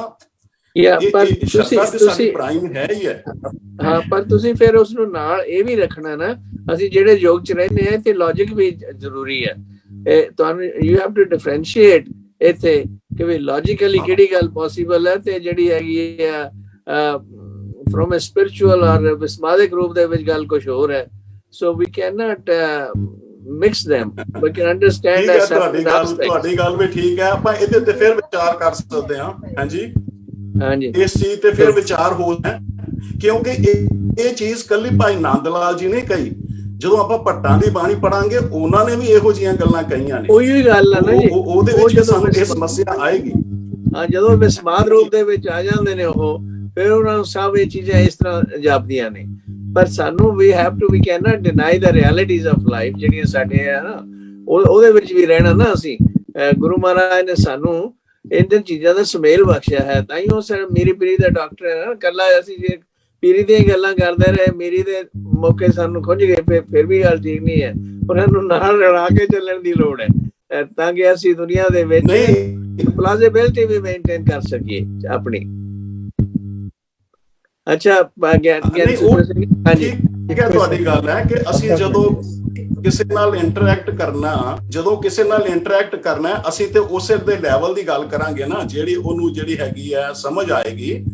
ਜਿਵੇਂ ਹੁਣ ਵੀਰ ਜੀ ਨੇ ਕਿਹਾ ਸੀਗਾ, ਉਹਨਾਂ ਦੀ ਪਹਿਲੀ ਪੰਕਤੀ ਬੋਲੀ ਸੀਗੀ, ਤੇ ਉਹ ਗੁਰੂ ਨਾਨਕ ਜਿਹੜਾ ਨਾਰਾਇਣ ਦਾ ਰੂਪ ਹੀ ਹੈ।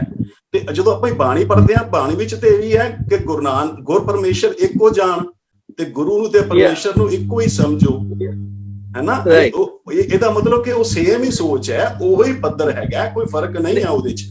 ਮੇਰੇ ਪਿਤਾ ਜੀ ਨੇ ਇੱਕ ਵੀਰ ਜੀ, ਮੈਂ 2 ਮਿੰਟ ਹੋਰ ਲਵਾਂਗਾ, 2 ਮਿੰਟ ਮੈਨੂੰ ਦਿਓ ਹੋਰ। ਕਰੋ, we are short of time। ਹਾਂਜੀ ਕਰੋ, ਚਲੋ ਸੰਖੇਪ ਕਰੋ। ਹਾਂਜੀ, ਮੇਰੇ ਪਿਤਾ ਜੀ ਜਿਹੜੇ ਸੀਗੇ ਉਹ ਫਾਰਸੀ ਦੇ ਵਿਦਵਾਨ ਸੀਗੇ। ਮੇਰੇ ਫਾਦਰ ਸਾਹਿਬ ਹੁਣ ਹੈ ਨਹੀਂ ਇਸ ਵੇਲੇ, ਚੜਾਈ ਕਰ ਗਏ ਨੇ। ਉਹਨਾਂ ਨੇ ਭਾਈ ਨੰਦ ਲਾਲ ਜੀ ਦੀਆਂ ਜਿਹੜੀਆਂ ਸਾਰੀਆਂ ਗਜ਼ਲਾਂ ਨੇ ਉਹਨਾਂ ਦਾ ਅਰਥ ਵੀ ਕੀਤਾ, ਤੇ ਉਹਨਾਂ ਨੇ ਹਰ ਗਜ਼ਲ ਦੇ ਨਾਲ, ਹਰ ਸ਼ੇਰ ਦੇ ਨਾਲ ਜਿਹੜੀ ਗੁਰਬਾਣੀ ਦੀ ਪੰਕਤੀ ਸੂਟ ਕਰਦੀ ਹੈ, ਜਿਹੜੀ ਗੁਰਬਾਣੀ ਦੀ ਪੰਕਤੀ, ਉਹਨਾਂ ਨੇ ਉੱਪਰ ਭਾਈ ਨੰਦ ਲਾਲ ਜੀ ਦੀ ਰਚਨਾ, ਹੇਠਾਂ ਭਾਈ ਗੁਰਬਾਣੀ ਦੀ ਪੰਕਤੀ, ਤਾਂ ਕਿ ਉਹਦਾ ਮੈਚ ਕਿਵੇਂ ਹੈਗਾ ਆਪਸ ਦੇ ਵਿੱਚ। ਉਹੀ ਗੱਲ ਗੁਰਬਾਣੀ ਚ ਵੀ ਕਹੀ ਹੈ, ਉਹੀ ਭਾਈ ਨੰਦ ਲਾਲ ਜੀ ਨੇ ਵੀ ਕਹੀ ਹੈ। ਤੋ ਇਸ ਤਰ੍ਹਾਂ ਦੀ ਜਿਹੜੀ ਬੁੱਕ ਹੈਗੀ ਆ ਉਹ ਮੇਰੇ ਕੋਲ ਅਵੇਲੇਬਲ ਹੈਗੀ ਹੈ, ਆਪਾਂ ਕਿਸੇ ਦਿਨ ਉਹਦੇ ਉੱਤੇ ਵੀ ਵਿਚਾਰ ਕਰ ਸਕਦੇ ਹਾਂ। ਠੀਕ ਹੈ ਜੀ, ਥੈਂਕ ਯੂ।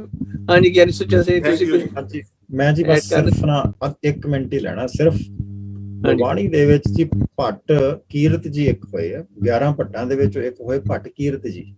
ਉਹ ਕਹਿੰਦੇ ਆਪ ਨਾਰਾਇਣ ਕਲਾ ਧਾਰ ਜਗ ਮੈਂ ਪਰਵਰਿਓ, ਨਿਰੰਕਾਰ ਆਕਾਰ ਜੋਤ ਜਗ ਮੰਡਲ ਕਰਿਓ। ਠੀਕ ਹੈ ਜੀ, ਆਮ ਅਸੀਂ ਕਹਿੰਦੇ ਹਾਂ। ਹੁਣ ਇੱਥੋਂ ਅਸੀਂ ਜੇਕਰ ਅਸੀਂ ਸਪਸ਼ਟ ਇਹ ਅਰਥ ਇਹਦਾ ਕੱਢ ਦਈਏ ਕਿ ਵਾਕਿਆ ਹੀ ਸਮੁੱਚਾ ਪ੍ਰਮਾਤਮਾ ਗੁਰੂ ਨਾਨਕ ਦੇ ਰੂਪ ਦੇ ਵਿੱਚ ਧਰਤੀ ਦੇ ਉੱਪਰ ਆ ਗਿਆ, ਤੇ ਨਾਓ ਦੂਜੇ ਪਾਸੇ ਦੇਖੋ ਕਿ ਗੁਰਬਾਣੀ ਉਹ ਕੀ ਕਹਿੰਦੀ ਹੈ। ਉਹ ਕਹਿੰਦੀ ਸੋ ਮੁਖ ਜਲੋ ਜਿਤ ਕਹੈ ਠਾਕੁਰ ਜੋਨੀ। ਠੀਕ ਹੈ ਜੀ, ਤੇ ਇਹਦਾ ਮਤਲਬ ਕਿ ਇੱਥੇ ਤਾਂ ਫਿਰ ਇਹ ਤਾਂ ਕੀਰਤ ਸਾਹਿਬ ਨੂੰ ਵੀ ਕਹਿ ਦਿੱਤਾ ਕਿ ਤੇਰਾ ਮੂੰਹ ਜਲ ਜਾਵੇ, ਤੂੰ ਤੇ ਕਹਿ ਰਿਹਾ ਕਿ ਬੰਦਾ ਦਾ ਜਨਮ ਧਾਰ ਕੇ ਆ ਕੇ ਸ੍ਰਿਸ਼ਟੀ ਦੇ ਵਿੱਚ ਆ ਗਿਆ, ਪਰਮਾਤਮਾ ਪੂਰਾ ਸਮੁੱਚਾ ਰੂਪ ਧਾਰ ਕੇ ਆ ਕੇ ਗੁਰੂ ਨਾਨਕ ਦੇ ਰੂਪ ਦੇ ਵਿੱਚ ਸੰਸਾਰ ਦੇ ਵਿੱਚ। ਮਥੁਰਾ ਜੀ ਕਹਿਣ ਦੇ ਗੁਰ ਅਰਜਨ ਪ੍ਰਤੱਖ ਹਰ, ਹੁਣ ਮਥੁਰਾ ਜੀ ਕਹਿਣ ਕਿ ਹਰੀ ਪ੍ਰਤੱਖ ਆਪ ਆ ਗਿਆ। ਕੀਰਤ ਜੀ ਕਹਿ ਰਿਹਾ ਕਿ ਗੁਰੂ ਨਾਨਕ ਦੇਵ ਜੀ ਆ ਰਿਹਾ, ਉੱਧਰ ਕਹਿ ਰਿਹਾ ਕਿ ਸੋ ਮੁਖ, ਉਹ ਤਾਂ ਮੂੰਹ ਹੀ ਜਲ ਜਾਵੇ ਜਿਹੜਾ ਠਾਕੁਰ ਕਹੇ ਜੋਨੀ। ਇਸ ਵਾਸਤੇ ਮੇਰੀ ਬੇਨਤੀ ਹੈ ਜੀ ਕਿ ਕੌਨਟੈਕਸਟ ਨੂੰ ਦੇਖੀਦਾ ਹੁੰਦਾ ਐਜ਼ ਇਟ ਇਜ਼। ਗੁਰਬਾਣੀ ਦੇ ਵਿੱਚ ਜੋ ਲਿਖਿਆ ਹੋਇਆ ਉਹਦੇ ਚ ਕੌਨਟੈਕਸਟ ਦੀ ਗੱਲ ਹੈ, ਕੌਨਟੈਕਸਟ ਤੇ ਗ੍ਰਾਮਰ ਦੋਨਾਂ ਚੀਜ਼ਾਂ ਨੂੰ ਲੈ ਕੇ ਚੱਲੋ। ਇਹ ਮਤ ਸੋਚੋ ਕਿ ਜੋ ਕੁਝ ਲਿਖਿਆ ਉਹ ਐਜ਼ ਇਟ ਇਜ਼ ਟਰੂ ਹੈ, ਐਜ਼ ਇਟ ਇਜ਼ ਨਹੀਂ ਹੁੰਦਾ। ਇਸ ਕਰਕੇ ਇਹ ਜਿਹੜਾ ਬਹੁਤ ਵੱਡਾ ਇਹ ਸਬਜੈਕਟ ਹੈਗਾ, ਤੇ ਅਸੀਂ ਤਾਂ ਬਹੁਤ ਸ਼ੈਲੋ ਜਿਹੀਆਂ ਗੱਲਾਂ ਕਰਦੇ ਹਾਂ ਜੀ, ਮਤਲਬ ਬਹੁਤ ਜ਼ਿਆਦਾ ਸ਼ੈਲੋ ਜਿਹੇ ਲੈਵਲ ਤੇ ਆ ਕੇ ਕਰਦੇ ਹਾਂ। ਥੋੜਾ ਜਿਹਾ ਡੀਪ ਜਾ ਕੇ ਗੱਲ ਕਰੀਏ ਤੇ ਤਾਂ ਮੇਰਾ ਖਿਆਲ ਗੱਲ ਬਣ ਸਕਦੀ ਹੈ, ਨਹੀਂ ਤੇ ਸਾਡਾ ਤਾਂ ਟਾਈਮ ਵੇਸਟ ਹੀ ਹੋਣ ਡਿਆ। ਹਾਂਜੀ, ਸਾਡਾ ਪਲੇਟਫਾਰਮ ਜਿਹੜਾ ਹੈਗਾ ਉਹ ਸਿੰਪਲ ਲੈਵਲ ਤੇ ਹੈ। It's not, we are not at a very high scholarly intellectual level ਤੇ। ਦੁਨੀਆ ਜਿਹੜੀ ਸੁਣ ਰਹੀ ਆ ਉਹਨਾਂ ਲਈ ਤਾਂ ਇਹ ਗੱਲਾਂ ਕਨਫਿਊਜ਼ ਕਰ ਦੇਣਗੀਆਂ ਜੇ we continue to talk like this. ਹਾਂਜੀ, ਪਲੱਸ ਟਾਈਮ ਹੋ ਰਿਹਾ ਆਈ ਥਿੰਕ ਜੀ, ਨਾਲੇ ਟਾਈਮ ਤੇ ਜੇਕਰ ਫਿਨਿਸ਼ ਕਰਦਿਆ ਕਰੀਏ ਤਾਂ ਚੰਗੀ ਗੱਲ ਹੈ ਜੀ। ਫਿਰ ਮੈਨੂੰ ਥੋੜਾ ਜਿਹਾ ਲੇਟ ਹੋ ਜਾਂਦਾ ਕਿਉਂਕਿ ਮੇਰੇ ਹਾਂਜੀ ਇਟਸ ਆਲਰੇਡੀ 10:15, ਸੋ ਹੁਣ we do not have any more time unfortunately. So ਸਾਰਿਆਂ ਨੂੰ ਬਹੁਤ ਧੰਨਵਾਦ ਤੁਹਾਡਾ ਪਾਰਟਿਸਿਪੇਟ ਕਰਨ ਦਾ ਪ੍ਰੋਗਰਾਮ ਦੇ ਵਿੱਚ। Next time we will talk about Guru Tegh Bahadur ji ਦੀ ਜੀਵਨੀ। ਆਈ ਨੋ ਕਿ ਗੁਰੂ ਨਾਨਕ ਸਾਹਿਬ ਤੇ ਅਸੀਂ we can talk more and more and more, but ਸਮੇਂ ਅਨੁਸਾਰ ਸਾਨੂੰ we need to shift to Guru Tegh Bahadur ji ਤੇ ਹਿਊਮਨ ਰਾਈਟਸ ਦਾ ਕੀ ਕਨੈਕਸ਼ਨ ਹੈ ਤੇ ਉਹਨਾਂ ਦੀ ਸ਼ਹਾਦਤ ਬਾਬਤ। Next session will be devoted to that. Thank you again for all of you for participating, for your valuable time, and to our audience too. Vaheguru Ji Ka Khalsa, Vaheguru Ji Ki Fateh.